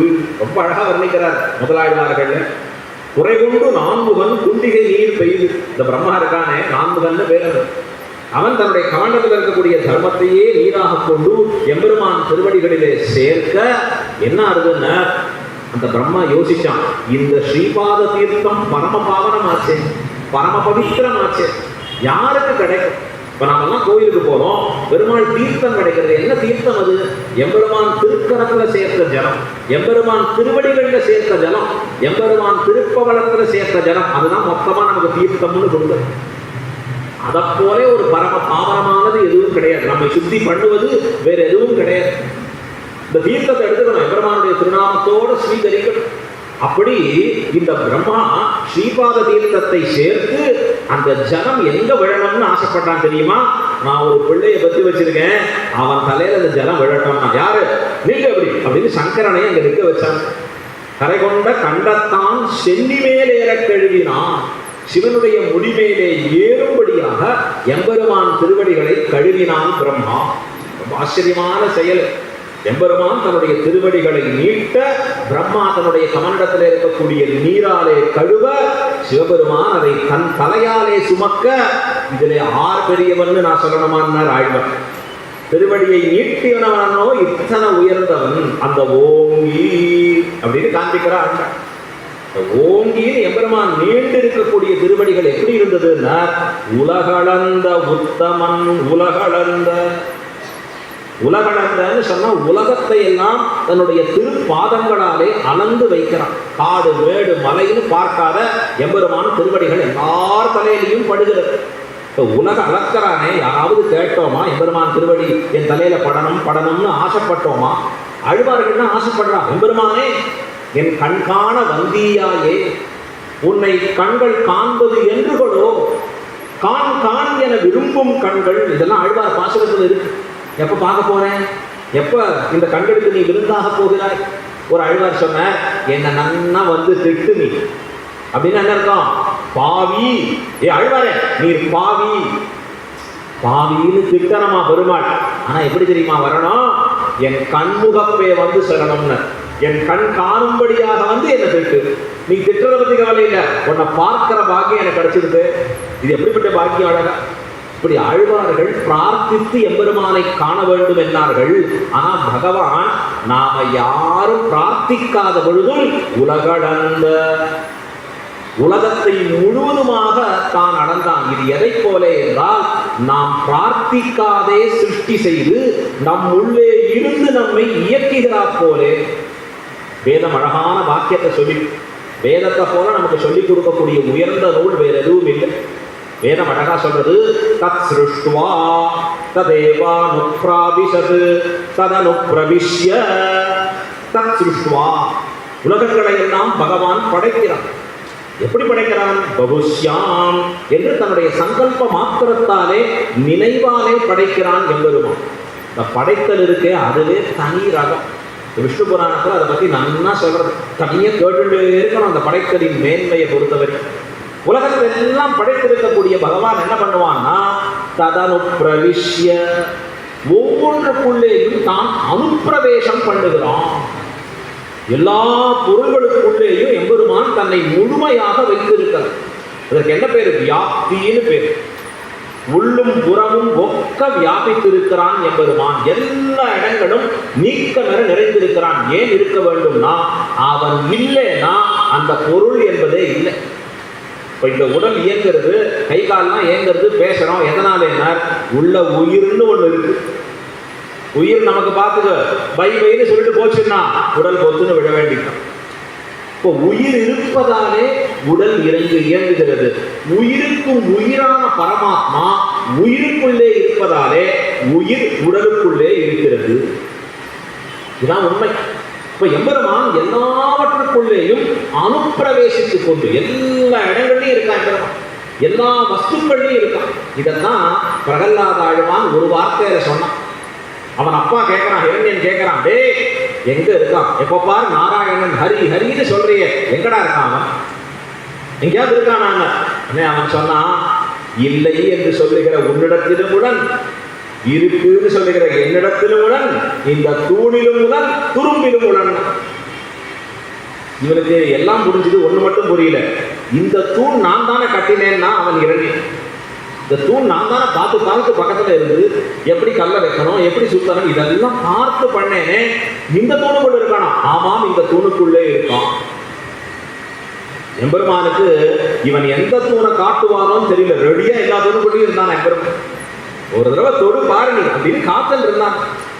அவன் தொட்ட அடுத்த க்ஷணத்திலே புறப்பட்டு விருந்து வந்தான் நரசிம்ம மூர்த்தியாக காண்பிக்கிறான். அளந்திட்ட தூணை அவன் தட்ட ஆங்கே பிளந்திட்டு சிங்க உருவாய் அப்படி பிளந்துட்டு வரானா பெருமான் வெளியில நிக்கிறச்ச. இப்ப இது எதை காண்பிக்கிறதுனா எங்குமுடன் கண்ணன் ஒரு வார்த்தையில சொன்னார் ஆழ்வார். எங்குமுடன் கண்ணன் பகவான் இல்லாத இடம் இல்லை, எல்லா இடங்களிலேயும் வியாபித்து இருக்கிறான். நாம் எங்கேயாவது பெருமாள்கிட்ட பெருமாளே பெருமாளே நாங்கள்லாம் இந்த உலகத்துல வந்து பிறக்க போறோம், எங்களுக்குள்ளேயே இருந்து எங்களை காப்பாத்து இதான சொல்ல போறோமா? கேட்க தெரியுமா? தெரியாது. இது எதை போலேன்னா ஒரு குழந்தையை ஈன்றெடுத்த தாய் கைக்குழந்தையை தான் எப்பொழுதும் அணைத்து கிடக்கிறா போலே அந்த குழந்தை கேட்காத இருக்கிறச்சே, அந்த குழந்தை எதிர்பார்க்காது இருக்கிற பொழுது அந்த குழந்தை மீது தன் கைப்பட்டு வைத்தல் தனக்கு சுகமாக அவள் நினைத்து இருக்கிறா போலே பகவான் நம்மிடத்திலே உள்புகுந்து இருத்தல் தனக்கு சுகமாக நினைக்கிறான். அத போலதான் உலகளந்த எல்லா இடங்கள்லையும் தன்னுடைய திருவடிகளை வச்சா நான் பெருமாள். அப்பெல்லாம் நாம தூங்கிட்டு இருந்தோமா எழுந்துட்டு இருந்தோமா ஒண்ணுமே தெரியும். கோயிலுக்கே போறோம், தீர்த்தம் ஸ்ரீ வைஷ்ணவ கோயிலில் என்ன பண்றா? தீர்த்தம் கொடுக்குறா ஷடாரி. தீர்த்தம் கொடுத்த உடனே தான் பக்கத்துல ஒருத்தர் பேசுறார், அவர் பேசுறாருன்னு இவர் திரும்புறார், ஷடாரி வச்சுட்டு போயாச்சு. இன்னும் இவர் கேட்கிறார் ஷடாரி காணுமே. அர்ச்சகர் சொன்னார் ஏற்கனவே வச்சாச்சு உமக்கு, இந்த திருவடி வருதே நமக்கு தெரிய மாட்டேங்கிறது. அந்த திருவடி எம்பெருமான் உலகளக்கிறச்சே எப்படி இருந்தோமோ அதைத்தான் இந்த ஆண்டாள் சொன்னார். ஓங்கி உலகளந்த உலகத்தை எல்லாம் தன்னுடைய திருவடிகளாலே அளந்து எம்பெருமான் எதை நிலையாட்டினான்னா எல்லா சேத்தனர்களும் எனக்கு அடிமைங்கிறத காண்பிட்டான். அவன் திருவடி வைக்காத இடம் இல்லை. 2 திருவடிகளாலே அதாவது 2 அடிகளாலே அளந்த பகவான் மகாபலிய 3வது அடி எங்கன்னா கீழேன்னு என் தலையிலன்னா அப்ப நீ கீழே என்று இப்படி ஓங்கி உலகளந்த 3வதா வார்த்தை சொல்ற ஆண்டாள். உத்தமன் உத்தமன் ஒரு பதம் எடுக்கிறாள். யாரை பார்த்து உத்தமன் சொல்லணும் அப்படின்னா தன்னை ஆடி அடியமாறியும் மற்றவர்கள் காரியம் செய்து கொடுப்பவனுக்கு தான் உத்தமன் பேர். பிறர்களுக்கு வரக்கூடிய சிரமங்களை கண்டு பொறுக்க முடியாதபடி அவர்களுக்கு என்ன நன்மை செய்வது என்று எப்பொழுதும் அதையே நினைத்துக் கொண்டிருப்பவன் உத்தமன் பேர். அப்படி எம்பெருமான் மற்றவர்களுக்கு தன்னை கொடுப்பதிலேயே நோக்காக இருப்பவன். இப்ப யோசிச்சு பாருங்க, மகாபலி அவன்கிட்ட போய் மாமனனா இருந்து யாசகம் கேட்டான், உலகத்தை எல்லாம் அளந்தான். இப்போ உலகம் என்ன சொல்லும்? ஓயா உங்க பெருமாளை பத்தி தெரியாதா? என்ன காட்டினது சின்ன அடி, அளந்தது பெரிய அடி. என்ன விஷமமா பண்ணினாங்க பாருங்க. மகாபலிக்கு எப்பவுமே நம்ம ஊர்ல ராமணனா லக்ஷ்மணனான்னு வராது, ராவணனா ராவணனா. என்னமோ ராவணனே கேட்டா மாதிரி ராவணன் எனக்கு வேண்டாண்டா உங்க கட்சின்னு சொல்றான். இவன் விட மாட்டேங்கிறான், அந்த கட்சியில அவனை படிச்சுட்டு இருக்கு. வேண்டாவது உலகத்துல அதிகமா இருக்கு. ராமணனா லக்ஷ்மணனா புண்ணியமாவது வரும், புண்ணியமே கிடையாது. அவனே சொல்றான் ஐயோ நான் பெரிய அரக்கன், பாபங்களை பண்ணினேன் அப்படின்னு அவன் வார்த்தையிலேயே இருக்கு. ஆனா உலகம் அதை ஏற்றுக்கிற அளவுக்கு சுபாவம் இல்லை. ஆனா உலகம் என்ன பண்ணும்? பெருமாளை பார்த்து குறை சொல்லும். பாரு மகாபலியை ஏமாத்தி வாங்கிட்டானே, மகாபலி சக்கரவர்த்தி பரிசுட்டானே. பகவான் சொன்னான் எல்லாரும் அப்படித்தானே சொல்ல போறாங்க. நம்ம அப்படிதான் சொல்லுவோம். ஆழ்வார் சொல்றார் அழகா பாசுரத்துல சொல்றச்சு, ஒருவன் யாசகம் கேட்டான், ஒருவன் யாசகத்தை கொடுத்தான். ஆழ்வார் சொன்னார் கொண்டானை அல்லால் கொடுத்தாரை யார் படிப்பார்? நாம எப்படி இருப்போம்னு ஆழ்வாருக்கு ஏற்கனவே தெரிஞ்சு போச்சு. பெருமாள் காமிச்சு கொடுத்துட்டார், இப்படிதான் இருப்பாப்பா இந்த உலகத்துல இனிமே வரவாள். ஆழ்வார் என்ன சொன்னார்? கொண்டானை எல்லாம். கொண்டானைன்னா எவன் தானத்தை கொண்டானோ அவன் வாமனமூர்த்தி. அவனை அல்லால் உலகத்துல கொடுத்தாரை மகாபலி கொடுத்தானே அவனை யார் பழிப்பார்? அவனை யார் பழித்து சொல்ல போறா? ஒருத்தரும் சொல்ல மாட்டான். பகவானத்தான் பழித்து சொல்லுவா, மகாபலியை கொண்டாடினா சொல்லுவா. அப்படிதான் உலகத்துல பார்க்கிறோம். நீங்க மகாபலி போல உண்டா? எப்படிப்பட்ட உயர்ந்த சக்கரவர்த்தி, பெருமாள் கேட்டாலும் கொடுத்தாரு. ஆனா அவன் பண்ண தீமை என்னன்னா இந்திரனிடத்திலிருந்து ராஜ்யத்தை அபகரித்தான், அடிச்சு கொடுங்கின்றான். அப்படி அடிச்சு வாங்கிட்டு இருக்கக்கூடியவரிடத்திலேருந்து பகவான் ஒரே ஒரு க்ஷணத்துல தானும் அடிச்சு வாங்கலாம் அவனை. ஆனா அப்படி பண்ணல.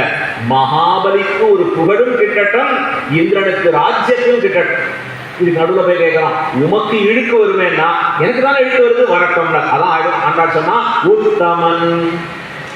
யாருக்கு இப்படி வரும் இந்த உயர்ந்த குணம்? உலகத்துல 3 விதமான மனுஷர்கள் பார்க்கலாம். உத்தமன், மத்தியமன், அதமன் பேர். உத்தமன் என்பவன் பிறருக்காக தன்னை அழித்துக் கொண்டும் காரியம் செய்பவன். மத்தியமன் என்பவன் நானும் வாழறேன் நீயும் வாழ்ந்துக்கோன்னு சொல்லுபவன். அதமன் என்பவன் தான் வாழணுங்கிறதுக்காக ஊரையே அழித்து வாழ்பவன். ஏகப்பட்ட பேர் அதமனாத்தான் நம்ம பார்க்கிறோம். என்ன சுவாமி சாப்பாடு இப்படி இருக்கு, சில பேர் வந்து பிடிக்கிறா பாருங்கோ இந்த சாப்பாடெல்லாம் பிடிச்சிட்டோம், ரெய்டு எவ்வளவு கலப்படம் கலந்துருக்கா. அது ஒரு பெரிய வீடியோ எடுத்து அது சேனல் நிறையா போட்டு இந்த இது சரியில்லை. நாம் கேட்குறோம் டெய்லி இந்த சாப்பாடையா நாங்கள் சாப்பிட்டு இருந்தோம், என்னப்பா பண்ணிட்டு இருந்தேன் அதிகாரிகள் எல்லாம் பார்க்காம ஒரே ஒரு நாள் ரெய்டு போய் இதெல்லாம் சரியில்லை இப்படி பண்ணிட்டோம். அவன் என்ன நோக்கில் பண்றான், ஊருக்கு கெடுதல் விளைவித்தாலும் எனக்கு பணம் வருகிறதோ இல்லையோ அது போரும் இருந்தா அது அதமன். மத்தியமன் பேர். அவன் எப்படிப்பட்டவன்னா நானும் வாழறேன், நானும் கொஞ்சம் எடுத்துக்கிறேன், உனக்கும் கொஞ்சம் கொடுக்குறேன், நீயும் நன்னாரு நானும் இருக்கேன். ஆனா உத்தமன் என்பவன் எப்படி இருப்பான்னா தனக்கு ஏற்படக்கூடிய அழிவையும் எழுக்கையும் கஷ்டங்களையும் பொருட்படுத்தாது மற்றவர்களுக்காகவே வாழ்ந்து நிற்பவன் உத்தமன். ரொம்ப அதிசயம். உலகத்துல உத்தமர்களாக இருப்பது சாதாரண விஷயம் இல்லை. ஏன் இருக்கிற வரைக்கும் உலகம் அவர்களை தூற்றும். அவன் போன பிறகு நிறைய வைப்பான், சிலையா வைப்பான், கொண்டாடுவான், எதையோ பண்ணுவான். இந்த உலகம் விசித்திரமான உலகம். இருக்கிறச்ச முடிஞ்சா கல்லடி வரைக்கும் கொடுக்கணும், யாரும் கொண்டாடும்படியாகவே இருக்காது. உத்தமத்துல யார் உத்தமனாக இருந்தார்னா சுவாமி ராமானுஜரின் மேன்மையை பார்க்க. எப்படி இருந்தார் ராமானுஜர்? திருக்கோட்டியூர் நம்பின்னு ஒரு சுவாமி, அவர் தான் ராமானுஜருடைய 5 ஆய்தாரியர்களே ஒருவர்.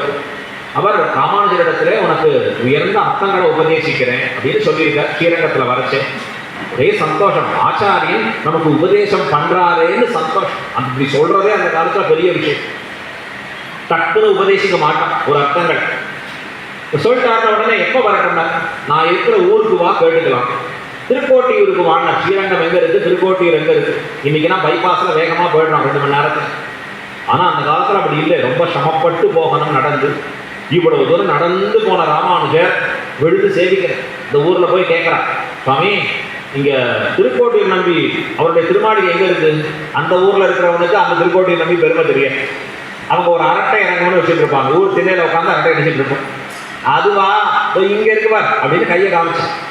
அவன் காண்பித்த இடத்துல இருந்து விழுந்து சேவிச்சுட்டு போனார் ராமானுஜர். அப்பதான் சொன்னவனுக்கு புரிஞ்சுது, ஐயோ இந்த நம்பியினுடைய பெருமை அவ்வளவு பெருமை இருக்கா, உள்ளூர்காரனுக்கு அந்த பெருமை தெரியுமா? விழுந்து சேவிச்சுட்டு போன திருக்கோட்டியூர் நம்ப இடத்துல சுவாமி தேவரீர் வர சொன்னீரே வந்தேன். வர சொன்னா ஆமா இப்ப முடியாது, அப்புறம் பார்க்கலாம், போயிட்டு வரும். இந்த மாதிரி 18 முறை நடக்க வைத்த 18வது முறை அவருக்கு சர்மஸ்லோகார்த்தத்தை உபதேசம் பண்ணி அந்த அர்த்தங்களை பெற்ற ராமானுஜர் ஆசை உடையோருக்கு ஆரியர்கள் கூறும் என்று பேசி வரம்பறுத்தார். பின் அந்த ஊர்ல சமாட்சணமாகி ஆச்சாரிய சம்பந்தம் பெற்று இன்னும் அந்த உபதேசம் நிரம்ப பெறாத எத்தனையோ ஸ்ரீவைஷ்ணவர்கள் இருக்கு. அவர்கள்லாம் ஸ்ரீவைஷ்ணவர்கள், சமாட்சணம் ஆனவர்கள், இந்த சமஸ்லோக உபதேசம் பெற்றவர்கள், ஆனா அர்த்தத்தில் முழுமை தெரியாதவர்கள், முழுமை புரியாதவர்கள். அவர்களை ராமானுஜர் அழைத்து அவர்களுக்கு அந்த அர்த்தங்களை உபதேசித்தார். சரமஸ்லோகம்னா பகவத்கீதையில வரக்கூடிய ஒரு ஸ்லோகம், அதான் சரமஸ்லோகம்னு பேர். சர்வதர்மான் பரித்யஜ்ய, அதனுடைய அர்த்தங்களை உபதேசித்தார். இதை கேள்விப்பட்ட திருக்கோட்டியூர் நம்பி உடனே நம்ம குரூப்ல ஒருத்தர் இருப்பாரு, நேராக சொல்லுவாங்க, ஐயோ பாருங்க ராமானுஜர் சொல்லிட்டார். நேரா திருக்கோட்டியூர் நம்பி கூப்பிட்டு அனுப்புறார், சொல்லு போய் நிற்கிறார். ராமானுஜா அடியேன் சொன்னையா? ஆமா. யாருக்கு? இந்த சிவைஷ்ணவர்களுக்கு சொன்னேன். உடனே அவருக்கு கோபம் வந்தது, யாருக்கும் சொல்லக்கூடாதுன்னு தானே கொடுத்தேன்.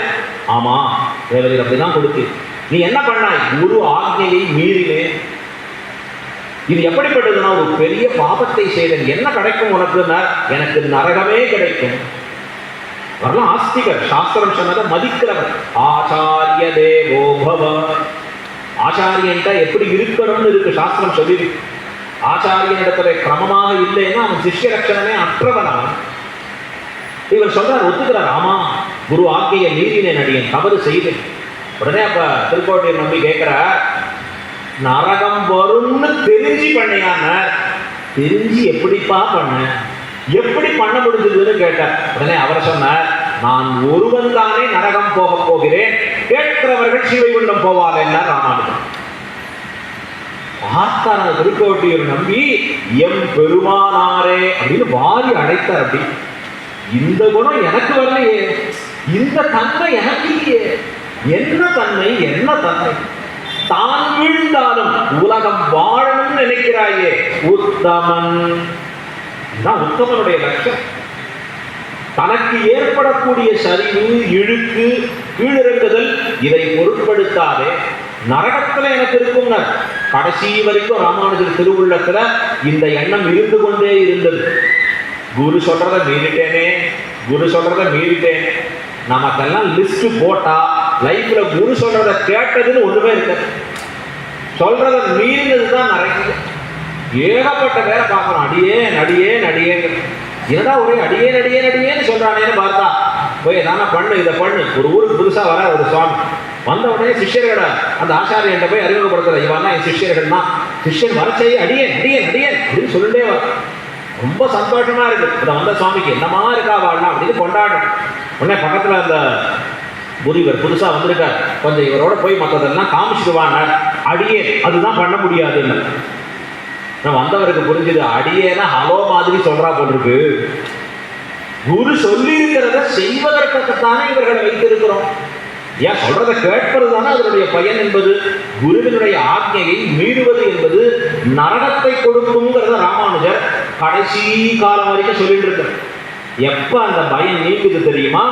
ஊரத்தாழ்வானுக்கு மோட்சமும் அவர் சம்பந்தமுடைய தனக்கும் மோட்சமும் ஏற்படுகிற பொழுது அந்த பயம் நீங்கி. சுவாமி ராமானுஜர் இதனுடைய மேன்மை என்னன்னா உத்தமன்.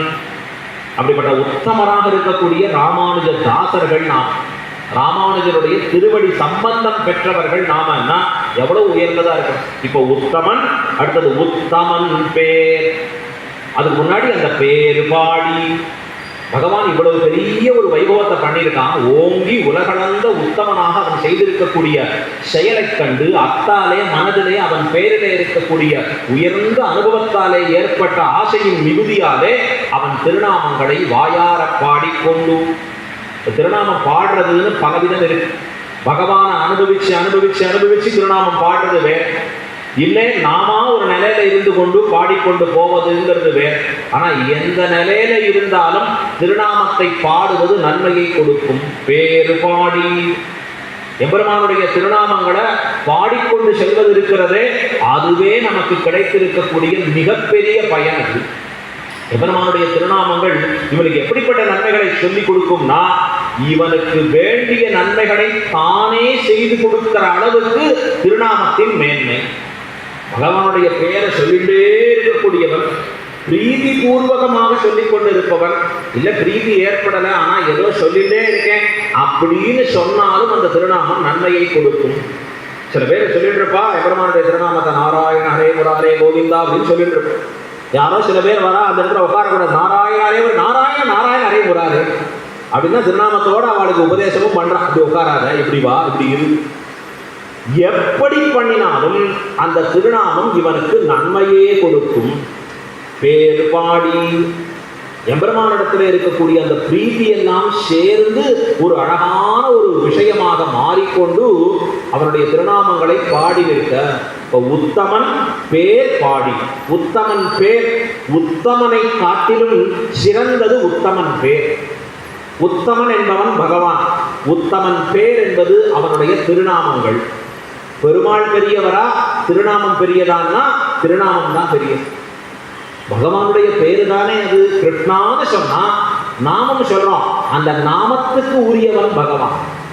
நாராயணான்னு சொன்னா நாராயணனுக்குரிய அந்த திருநாமத்துக்கு உரியவன் பகவான். யார் பெரியவன் கேள்வி வந்தா இதுல என்ன கேள்வி? பெருமாளுக்கும் அவர் திருநாமத்துக்கும் சொல்ல முடியுமான்னா பெரிய வாசி உண்டு. வாசினா டிஃபரன்ஸ் அர்த்தம். எதை போல கட்டி பொண்ணுக்கும் பனி பொண்ணுக்கும் இருக்கிற வாசி. கோல்டு பிஸ்கட்ஸா நிறைய வச்சுட்டு இருப்பான், அழகா பார்க்க. திடீர்னு அதை எடுத்து ஒரு காரியம் பண்ணணும்னா பண்ண முடியாது. இந்த நகையை உருக்கி அதை காரியம் பண்றதுக்கு சிரமமாகும். பல காரியங்கள் இருக்கு. ஆனா பனிப்பொன் என்றால் உருக்கப்பட்ட தங்கம் இருக்கு, வேண்டிய வடிவில் நகையை செஞ்சுடலாம். அந்த தங்கத்தை கொண்டு பகவான்கிறவன் கட்டி பொன் போலே, அவனுடைய திருநாமம் என்பது உருக்கப்பட்ட பொன் போலே. நமக்கு எப்பெல்லாம் வேணுமோ அப்ப காரியம் சாதித்து கொடுப்பது என்பது அவனுடைய திருநாமமே. அதத்தான் உத்தமன் பேர். உத்தமனை காட்டிலும் சிறந்தது உத்தமன் பேர். உத்தமனை பற்றுவது அவ்வளவு சுலபம் இல்லை. அவன் எங்கேயோ இருக்கலாம், எப்போ வருவான்னு தெரியாது. ஆனா அவனுடைய திருநாமம் இருக்க நம் வாயிலேயே இருக்க, சொல்லிட்டே இருக்கலாம் அழகா, உத்தமன் பேர். அவனை காட்டிலும் ஏற்றம் இதற்கு. முமுட்சுப்படியில் அழகான ஒரு சூத்திரம். அவன் தூரஸ்தனானாலும் இது கிட்டி நின்று உதவும். திரௌபதிக்கு ஆபத்திலே புடவை சுரந்தது திருநாமம் இரே. சொல்லும் கிரமமொழிய சொன்னாலும் தன் சொரூபம் கடனில்லாது. இதுதான் புலந்தரும் என்கிறபடியே எல்லா பேட்சிதங்களையும் கொடுக்கும் என ஆச்சரியமா சாதிக்கிறார் ஆச்சாரியர்கள். பகவானுக்கும் திருநாமத்திற்கும் உண்டான வித்தியாசத்தை சொல்றான். பகவான் எங்க இருக்கான்? கிருஷ்ணன் எங்கேயோ இருக்கான், துவாரக நிலையனாக இருக்கிறான். திரௌபதிக்கு ஆபத்து ஏற்படுகிறது. திரௌபதி முடிஞ்ச வரைக்கும் பிடிச்சுக்கிறான் புடவை, இழுத்து இழுத்து பிடிக்க பார்க்கிறான். துச்சாதனன் மகாபாபி, முடியுமா? திரௌபதியினுடைய பலம் என்ன, அவனுடைய பலம் என்ன? இவள் துர்பலை, அவன் பலவான். அவன் இழுக்க இழுக்க அவளால் தாங்க முடியல. கொஞ்சம் நாடி பார்த்தா இனி நம்மால் முடியாது என்று தெரிந்த பிறகு இரண்டு கையையும் கூப்பி எபெருமானை பார்த்து தியானிக்கிறார். ரொம்ப அழகான ஸ்லோகம். வியயஸ்ததா சவிதுர்மண்டல மத்தியவர்த்தி நாராயண சரசிஜாசன சந்நிவிஷ்வா ஏயூரவான் மகரகுண்டலவான் கிரீடீஹாரி ஹிரண்மயவபுஹு கிருசங்கசக்ரஹ சங்கசக்ரகதாபானே துவாரகாநிலயா அச்சுதா கோவிந்தா குண்டரீகாட்ச ரக்ஷமாம் சரணாகதாம். பெருமானே என்னை ரட்சிக்க வேணும் அப்படின்னு ரெண்டு கரத்தை விட்டுட்டு அவள் தூக்கினான். அது வரைக்கும் வராத பகவான் அந்த இடத்துல அவளுக்கு புடவை சுரந்தான். துச்சாதனன் இழுக்க இழுக்க புடவையா வந்துட்டே இருக்கு. எத்தனை ஃபேக்டரியில ப்ரொடியூஸ் பண்ணாலும் தெரியாது, அது பாட்டுக்கு வந்துட்டு இருக்கு. துச்சாதனன் கை வலிக்க ஆரம்பிச்சு அவன் மயங்கி விழுந்தான். எம்பெருமான் எங்கேயோ நிற்கிறான், துவாரகாலயனாக இருக்கிறான். ஆனா திரௌபதிக்கு கூட்ட உடனே எது புறவை சுரந்ததுன்னா அவள் சொன்ன திருநாமம். திருநாமம் சொன்னாலே போரும், தன்னிடையே பலத்தை கொடுக்கும். இந்த திருநாமம் சொல்வதற்கு ஏதான ஒரு யோக்கியதை சம்பாதிக்க வேண்டுமா என்றால் வேண்டாம் என்கிறார்கள் ஆச்சாரியர்கள். பகவானுடைய பேரை சொல்றதுக்கு நாராயணா, கோவிந்தா, கிருஷ்ணா, ராமா, மாதவா இதெல்லாம் சொல்றதுக்கு நான் குளிச்சுட்டு வந்து மடிய வஸ்திரங்களை உடுத்திட்டு கோயில் முன்னாடி நின்று இப்பதான் திருநாமம் சொல்லணுமான்னா இல்லை. எப்பெல்லாம் முடியுறதோ அப்ப சொல்லலாம் திருநாமம். எழுந்தா நாராயணா நாராயணா, உட்காந்தா நாராயணா நாராயணா, சாப்பிடச்சே கோவிந்தா கோவிந்தா கோவிந்தா, நடக்கச்சே கேசவா மாதவா முகுந்தா. எப்பெல்லாம் சொல்ல தோன்றுகிறதோ அப்பொழுதெல்லாம் எம்பெருமானுடைய திருநாமத்தை சொல்லலாம். எல்லாரும் அந்த திருநாமத்தை சொல்றா. யாரெல்லாம் கூட சொல்றா தெரியுமா? வெளியில மைக்க பிடிச்சு கடவுள் இல்லை, நான் கடவுள் மறுப்பாளன்னு சொல்றவன் வீட்டுக்குள்ள போனா பெரிய போட்டோ வச்சுட்டு அங்க போய் முடிஞ்சா திருவேங்குடையான பார்த்து ரெண்டு கணத்துல இப்படி அடிச்சுக்கிறான். ஏதோ வயிற்று குழப்பக்காக வெளியில கத்துறேன், பெருமாளே உன்னுடைய பேர்பாடி, கோவிந்தா பேர்பாடி, கிருஷ்ணா பேர்பாடி. ஏண்டான்னா அவனுக்கு தெரிகிறது திருநாமம் சொன்னா நமக்கு என்ன நன்மை கிடைக்கிறது. ஒரு வியாதி நீங்கணும். இவன் போகாத டாக்டர் இது. இன்னைக்கு தான் டாக்டர் படிப்படியா ஏறி இறங்கினவனே என்னாச்சுன்னா ஏற்கனவே இருந்த வியாதி இன்னும் 2 மடங்கு ஆச்சு சுவாமி. அந்த வியாதிக்கு தீர்வு என்னன்னா, எல்லா வியாதிக்கும் தீர்வு மருந்தும் பொருளும் அமுதமும் தானே திருந்திய செங்கண்மாலாங்கே. அழ்வார் அழகா சொன்னார், மருத்துவனாய் நின்ன மாமணி வண்ணா. பெரிய மருத்துவரா எம்பெருமான் தானே எழுந்தருளி இருக்கிறான். அதற்காகவே ஒரு அவதார், தன்வந்திரியும் ஒரு அவதார். ஸ்ரீரங்கத்தில் தன்வந்திரி கோயில் அங்கே பார்த்தா தெரியும் அழகு. அங்கதான் பெருமாளுக்கு கஷாயங்கள்லாம் காட்சி கொடுக்குது. இப்ப நோய் தீருவதற்கும் பரிகாரார்த்தமாக எம்பெருமான் திருநாமங்களை சொல்ல வேண்டும் என்றால் என்ன பண்றான்? நாஸ்திகனும் கூட அவன் திருநாமத்தை சொல்லிட்டு இருக்கு. இந்த திருநாமம் அவனுக்கு பலிக்கிறதா இல்லையானா கண்டிப்பா பலிக்கும்னார் ஆச்சாரியர். ஏன்னா நீ எம்பெருமானுடைய சொத்து, நீ ஒத்துண்டாலும் ஒத்துக்காட்டியும் வெளியில வேஷம் போட்டாலும் போடாட்டியும் பகவன் திருநாமத்தை நீ சொன்னா என்ன பலன் மற்றவர்களுக்கோ உனக்கும் கிடைக்கும். கொடுத்தே தீரும் அந்த திருநாமம். சரி, திருநாமம் சொல்வதற்கு இவனுக்கு யோக்கியதை வேண்டாமான்னா இருந்தபடியே அதிகாரியாம் இத்தனை. இருந்தபடியே அவன் திருநாமம் சொல்றதுக்கு யோக்கியம். எப்பவும் சொல்லிட்டே இருக்கலாம், எழுதுகிறதே சொல்லலாம், படுத்துட்டு சொல்லலாம். என்ன சொல்லக்கூடாது? அதை மந்திரமாக மாற்றி சொல்லக்கூடாது. நாமமா சொல்லலாம். நாராயணா கோவிந்தான்னு சொல்வது நாமம், அதற்கு திருநாமம்னு பேர் சொல்றோம். திருவைட்டு தான் சொல்லணும். அதுக்கு முன்னாடி ஓம்ங்கிற பிரணவம் சேர்த்தாலோ பின்னாடி நமகாங்கிறத சேர்த்தாலோ இந்த ஓம் நமகா சேர்ந்துடுனாலே அது மந்திரமாயிடும். அது வரைக்கும் நாராயணாங்கிறது திருநாமம். திருநாமத்தை எப்போ வேணா சொல்லணும், எப்பொழுது வேணா சொல்லிட்டு இருக்கு. இதைத்தான் நான் பராசர பட்டணத்திலே நஞ்சியர் கேட்கிறேன். திருநாமங்கள் சொல்வதற்கு ஒரு யோக்கியதை வேண்டாமோ பெருமாளே? திருநாமத்தின் பெருமையை சொல்வதற்கே ஒரு ஆழ்வார் அருளி செய்த ஒரு பாசனம், அதுக்கு திருமாலைன்னு பேர். ரொம்ப ஆச்சரியமா அந்த தொடரை கொடியாழ்வார் அருளுகிறார். எம்பெருமானே, காவலில் புலனை வைத்து கலிதன்னை கடக்க பாய்ந்து நாவலிட்டு உள்தருகின்றோம் நமன் தமர் தலைகள் மீதே மூ உலகு உண்டு உமிழ்ந்த முதல்வ நின் நாமம் கற்ற. நின் நாமம் கற்ற ஒரு திருநாமத்தை கற்றதனாலே என்ன வந்ததுன்னா ஆவலி புடமை கண்டாய் அரங்கமானருளானே. பாரும் பெருமானே, என் பெருமையப்பா, எதனாலே வந்தது இந்த பெருமை? நின் நாமம் கற்ற. ஒரு திருநாமத்தை கற்றதாலே நஞ்சி என்கிற ஒரு ஆச்சாரியன் பராசர பட்டரிடத்திலே கேட்கிறார். இப்ப எங்களுக்கு திருவம்சம், அந்த பராசர பட்டருடைய திருவம்சம். உன்னான சுவாமி பராசர பட்டத்தை போய் இவர் கேட்கிற, திருநாமம் சொல்றதுக்கு ஒரு யோக்கியதை வேண்டாம். இந்த பட்டர் அழகான ஒரு கதையை சொல். கங்கையில் நீராட போமவனுக்கு உவர்குடியிலே நீராட வேண்டிய அவசியம் இல்லை. நஞ்சியா, இங்கேருந்து ஒருத்தர் கங்கை யாத்திரை போனான். கங்கையில போய் குளிக்கணும். சாஸ்திரம் கங்கையில குளிச்சா என்னென்ன புண்ணியம்னு சொல்லிருக்கு. இங்கேருந்து போய் கங்கையில போய் குளிச்சுட்டு வர வேண்டியவனா இப்ப வந்து சேர வேண்டிய 1 மாசம் ஆச்சு, இன்னும் திருப்பல. அதுக்கப்புறம் யாத்திரை போனவன் போய் சந்திக்கிறான். என்னடா கங்கைக்கு வெளியிலேயே குடிச்ச போட்டுட்டு இருக்க, கங்கையில இன்னும் குளிக்கலையாமா? இல்ல இல்ல, ஊர்லேருந்து புறப்பட்டு வந்த, ரொம்ப நாள் ஆச்சு, ஒரே அழுக்கு.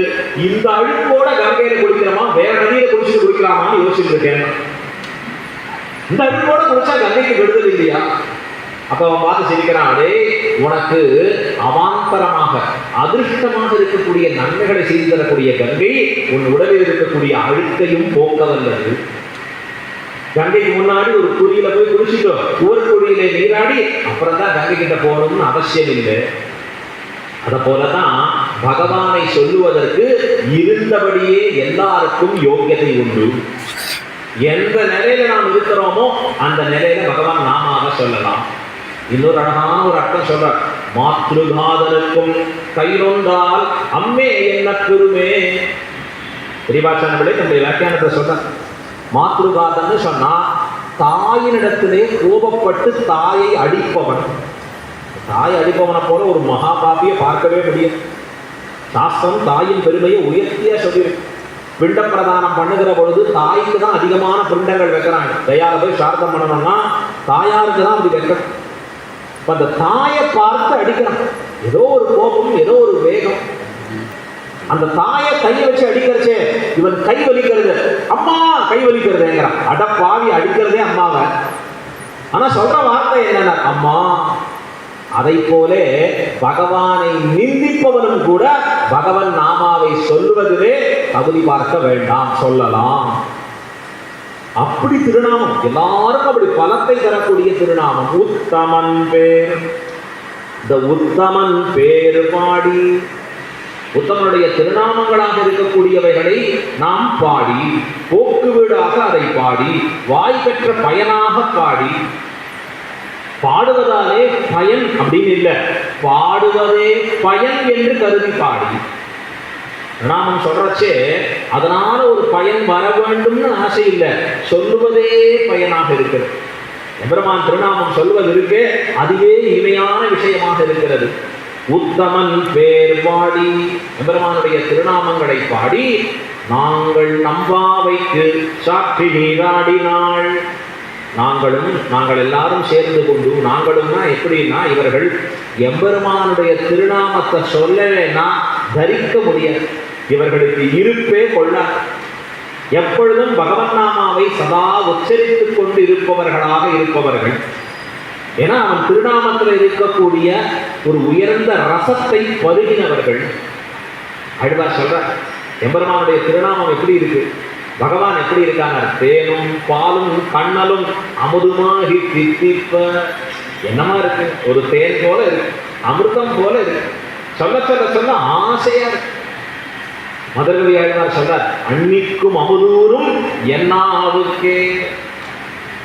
நம்பி என்னத்தால் குருகூர் நம்பின்னு சொன்னா என் நாட்டிலே அமிர்த ரசம் ஊறுகிறது என்று சொன்னார் ஆழ்வார். பகவன் நாமாவை சொல்லி சொல்லி சொல்லி நாத்தழுந்தேறினவர்கள் நாங்களும். இப்படி தங்களையே கொஞ்சம் பெருமையா சொல்லிக்கலாமா? எப்பவுமே அடியார்களா இருக்கிறவர்கள் தங்கள் பெருமைகளை ரொம்ப பேசக்கூடாது, மற்றவா பெருமையை தான் ரொம்ப பேசணும். அந்த சுவாமியை பத்தி சொல்லுங்கன்னா, அந்த சுவாமியை சொல்றேன் நான் எப்படி தெரியுமா உங்களுக்கு அப்படின்னா போச்சு. ஏன்னா அது அசுச்சிகி. சிஷ்ய லட்சணங்கள் 8 லட்சணங்கள்ல முக்கியமான லட்சணம் சுச்சிகி. சுச்சிகி என்றால் தற்பெருமை அற்றவனாக இருக்கவர்.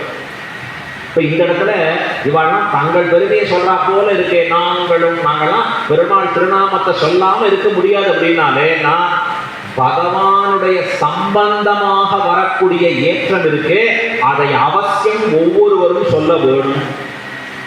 உலகத்தால வரக்கூடிய ஏற்றத்தை பறைசாற்ற வேண்டாம். நான் அப்படி படிச்சேன், நான் இப்படி இருந்தேன், நான் அவ்வளோ கொடுத்தேன், அதை வேண்டாம். ஆனா இந்த பகவானின் அருளாலே வாழ்ந்தேன், பகவானின் அருளாலே இங்கே உட்கார்ந்திருக்கிறேன், பகவானுடைய அருளாலே நான் வாழ்ந்து கொண்டிருக்கிறேன், இதை ஒவ்வொருவரும் சொல்ல வேணும். அழகா சொன்னார் எம்பாருங்கிற ஒரு ஆச்சாரியர், எப்பொழுதும் எதிராசன் வழிபடது என் இதயத்துளதா, இல்லை எனக்கெதிர் இல்லை எனக்கெதிர் இல்லை எனக்கெதிரே. ரொம்ப அழகான வார்த்தை, ரொம்ப ஆச்சரியமா சொல்லி காண்பிக்க. பற்பமெனத்திகள் பைங்கடலும் தன் பல்லவமே விரலும் பாவனமாகிய பைந்துவர் ஆடை பறிந்த மருங்கடம் அப்படின்னு வருது அந்த இடத்துல. ஒன்னொன்னா சொல்லிட்டே இருந்தா நேரம் போச்சு, முடிஞ்சே போச்சு. எப்பொழுதும் எதிராசன் வழிபடகு, எம்பெருமானுடைய வழிபடகு என் இதயத்துக்குள்ளே இருப்பதாலே எனக்கு என்ன இல்லைன்னு எதிர் யாரும் இல்லை. இது சொல்லலாமா? இது அகங்காரமாச்சே. இது ஆச்சாரிய சம்பந்தபடியாக வரக்கூடிய ஏற்றம். இந்த ஏற்றத்தை அவசியம் சொல்ல வேண்டும். இந்த ஏற்றத்தை சொல்லனா, இந்த ஏற்றத்தை புரிஞ்சுக்கலன்னா நாமும் சாமானியர்களை போலே விழுந்து விடுவோம். நமக்கு அந்த ஏற்றத்தை குறிப்பதற்கு தான் திருமண் காப்பு. இந்த திருமண் காப்புக்கு என்ன பேரு? காப்புன்னு பேரு, ரக்ஷைன்னு பேரு.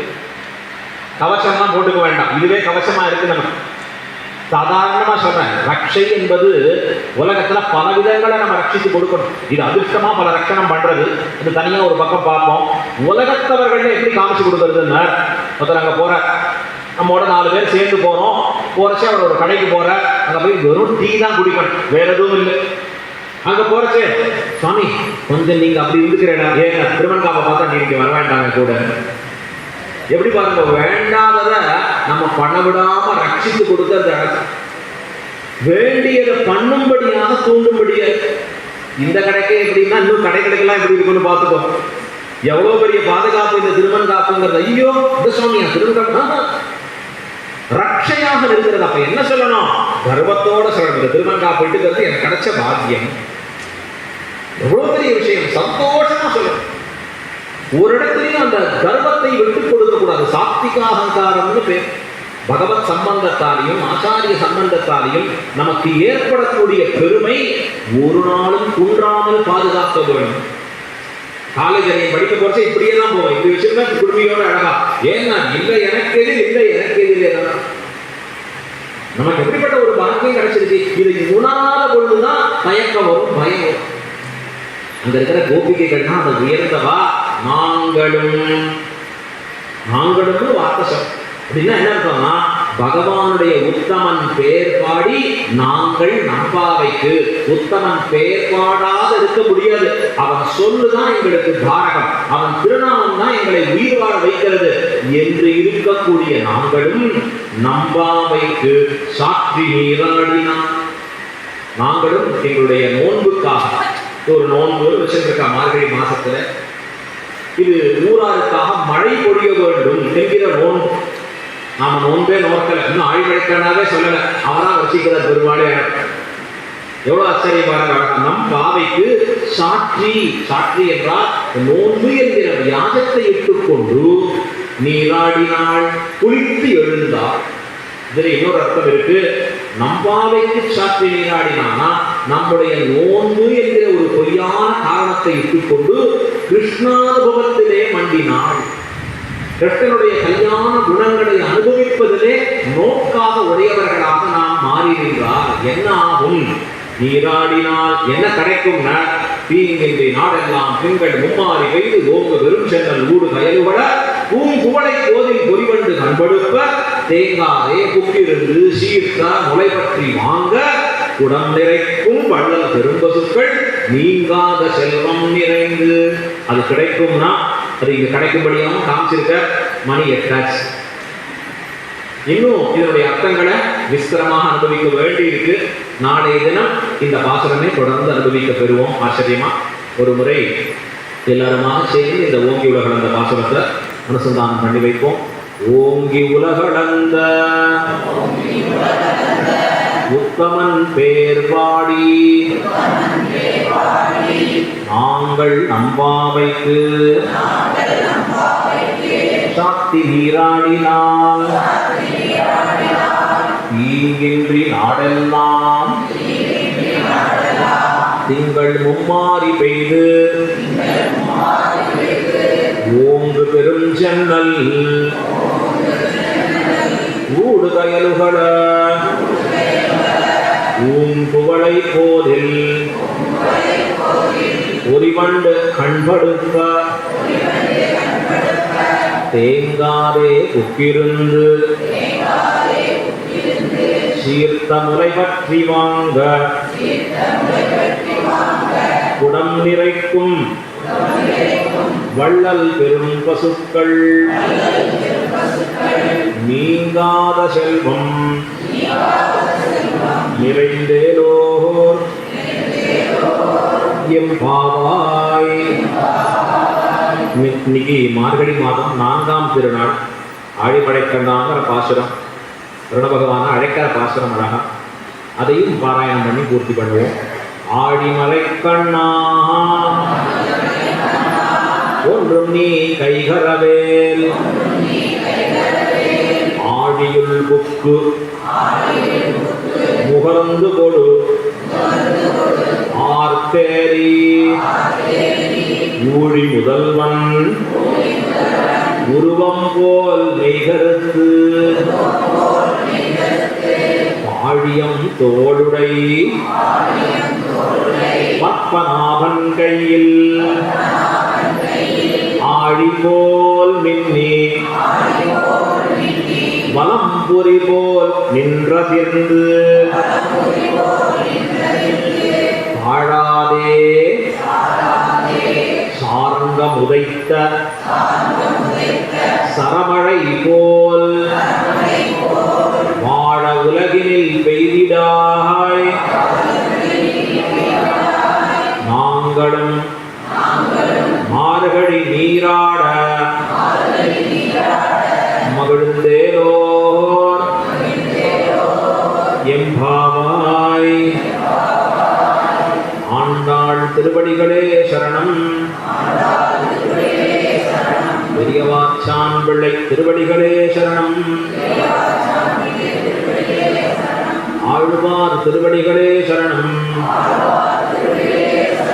எம்பெருமானார் திருவடிகளே சரணம். ஜீயர் திருவடிகளே சரணம். மீண்டும் நாளை மாலை சரியா 6:30 மணிக்கு இன்னும் பல அடியார்களோடு அழைத்து கொண்டு வரும்படியாக பிரார்த்தித்து இந்த அன்வயத்தை 30 நாளும் தப்பாத கேட்க வேண்டும் என்கிற பிரார்த்தனையோட பூர்த்தி பண்ணுறோம். சுவாமி ஏதோ 2 நிமிஷம் சொல்கிறோங்கிற 1 நிமிஷம் கேளுங்க.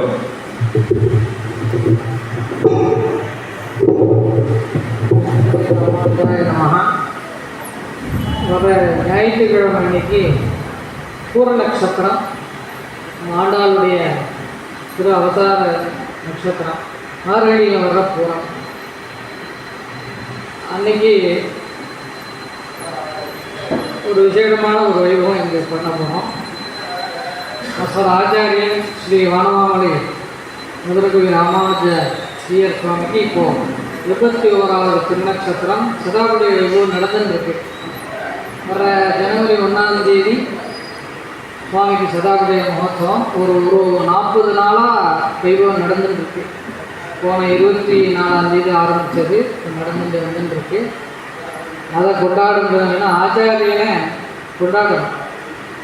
குரும் பிரகாசகே தீமான்னு சாஸ்திரம். குருவை பிரகாசப்படுத்துறது சிஷ்யனோட கடமை.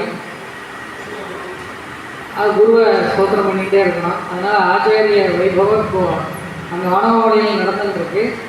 அதான் நம்ம ஊர்லேயும் இந்த திருப்பாவையை கொண்டு கொண்டாடணும் அப்படின்னு ஆச்சாரியின் திருவிழா. அது பூரத்தன்னைக்கு இன்னொரு விஷயம், அடியனுக்கு சமாச்சரண ஆச்சாரியன் கீழே சித்திரப்படத்தில் எழுந்துள்ளி இருக்கார் இல்லையா, வனமாவளை ஸ்ரீ வில்லியன் ராமானுஜ ஜீயர் சுவாமி. அவர் பூர நட்சத்திரம், திரு கார்த்திகை பூரம். அவர் அதுவும் ஒரு வைபவம். அப்படி ஆச்சாரிய சம்பந்தத்தோடு நம்ம ஆண்டாளுடைய இந்த மார்கழி மாத பூரத்தை கொண்டாடணும் அப்படிங்கிறதுக்காக நம்ம குழந்தைகளுக்கு நாங்களாம் பெரியவராக தான் இங்கே இருக்கோம். குழந்தைகளே இல்லை, குழந்தைகளை அழைச்சிட்டு வரணும். அது நம்ம சுவாமி ஏற்கனவே சாதித்தார். குழந்தைகளை நாம் பிரேரணை பண்ணணும் அவசியம். அப்போ தான் நம்ம பெரியவா நமக்கு கொடுத்ததுனால தான் இன்றைக்கி நம்ம வந்து இங்கே உட்காந்துருக்கோம். நானும் நம்ம குழந்தைகளுக்கு கொடுத்தா தான் அடுத்த ஜென்ரேஷன் அவள் இதை மாதிரி பண்ணுவாள். அதனால் குழந்தைகளுக்கு ஒரு சின்னதாக ஒரு உத்தியோகம் பண்ணணுங்கிறதுனால ஒரு 100 குழந்தைகளை அழைச்சிட்டு வந்து உட்காந்து வச்சு இப்போ சுவாமி ஒரு வார்த்தை திருப்பாவை அந்த மாதிரி சொல்ல திருப்பி நாமெல்லாம் திருப்பி சொன்னோம் இல்லையா, அந்த மாதிரி 30 பாசனம் ஒரே ஒரு தரம் அப்படியே பாராயணமாக நாம் சொல்ல, குழந்தைகள்னு சொல்ல, நாமும் கூட எல்லாரும் சேர்த்து சொல்லலாம். ஆனால் குழந்தைகள் ஒரு 100 குழந்தைகள் வச்சுட்டு அவளுக்கு பண்ணி அவளுக்கு ஏதாவது ஆண்டாள் பிரசாதமாக ஒரு பரிசு கொடுத்து அவளை ஒரு உத்தியோகம் பண்ணி திருப்பாவை சொல்கிறதுக்கு அவளுக்கு ஒரு ஆசையை உண்டாக்கணும் அப்படின்னு ஒரு வைபவம் வர ஞாயிற்றுக்கிழமைக்கு ஏற்பாடு ஆகிருக்கு. அதனால் எல்லாருமே சாயங்காலம் 5 மணிக்கு 5 to 6 வச்சுட்டு அதுக்கப்புறம் பரிசு கொடுத்துட்டு 6:30 மணிக்கு கலெக்ஷன் தொடங்கும், உபன்யாசம் தொடங்கும். அதுக்கு உங்கள் குழந்தைகளை அழைச்சின்னு வருதுன்னா நாளைக்கு இங்கே வரைச்ச பேரும் நம்ம ஃபோன் நம்பரும் கொடுத்துருக்கோம். இன்னும் யாராவதுலாம் அழைச்சின்னு வர விருப்பப்படாலும் அவளுக்கு தெரிவிக்கும். நாளைக்கு அதெல்லாம் கொடுத்துட்டீங்கன்னா அதுக்கு உண்டான ஏற்பாடு பண்ணியிருக்கோம். வெளியிலையும் சொல்லியிருக்கோம். இது வந்து திருப்பாவையை நம் குழந்தைகளுக்கு கொடுக்கணும். அதுக்காக பண்ணுற ஒரு உற்சவம். அதுக்கும் மேலே அஸ்மத் ஆச்சாரியனை கொண்டாடுறதாகவும் சுவாமி எழுந்திருக்கார். சுவாமி திருவாக்குனால நாம் இப்போ திருப்பாவை அனுபவிச்சுட்ருக்கோம். அந்த சுவாமியோட கிருப்பையோடு ஆண்டாளை கொண்டாடுறதுக்கும் அந்த மாதத்திற்கு நம்ம எப்பயுமே எல்லா சமயங்களையும் அந்தந்த எம்பெருமானுக்கும் பிராட்டிகளுக்கும் கொண்டாடுற வழக்கம். நாம் இந்த மார்கழி பூரத்தையும் கொண்டாடுறது ஒரு விசேஷம். ஆச்சாரிய கிருப்பையில் அந்த வைபவம் நல்லா நடக்கணும்னு அவர் திருவடியை விண்ணப்பம் பண்ணிட்டு அப்படின்னு தெரிவிச்சுக்கிறேன். நாளைக்கு எல்லா பசங்களும் வரலாம், பெண் குழந்தைகளும் வரலாம். பெண் குழந்தைகள் மாத்திரம் இல்லை, பசங்களையும் அழைச்சிடணும். ஏன்னா 2மே ரொம்ப குட்டி குழந்தைகள் வரட்டும், அதோடு விளையாடிட்டு இருக்கட்டும், அதை ஒன்றும் சொல்ல வேண்டாம். ஆனால் திருப்பி சொல்கிற மாதிரி அதுக்குண்டான பக்குவமான குழந்தைகள் நல்லா வரிசையாக உட்காந்து வச்சுட்டு எல்லோரும் அழைச்சிடுவாங்க. குட்டி குழந்தையும் அழைச்சிடுவாங்க. அதுக்காக ரொம்ப குட்டிலாம் வரக்கூடாதுன்னு இல்லை, அதோடு வந்து விளையாடிட்டு இருக்கட்டும். சொல்கிற மாதிரி குழந்தைகளையும் அழைச்சின்னு வந்து நாளைக்கு பேர் கொடுத்துருப்போம்.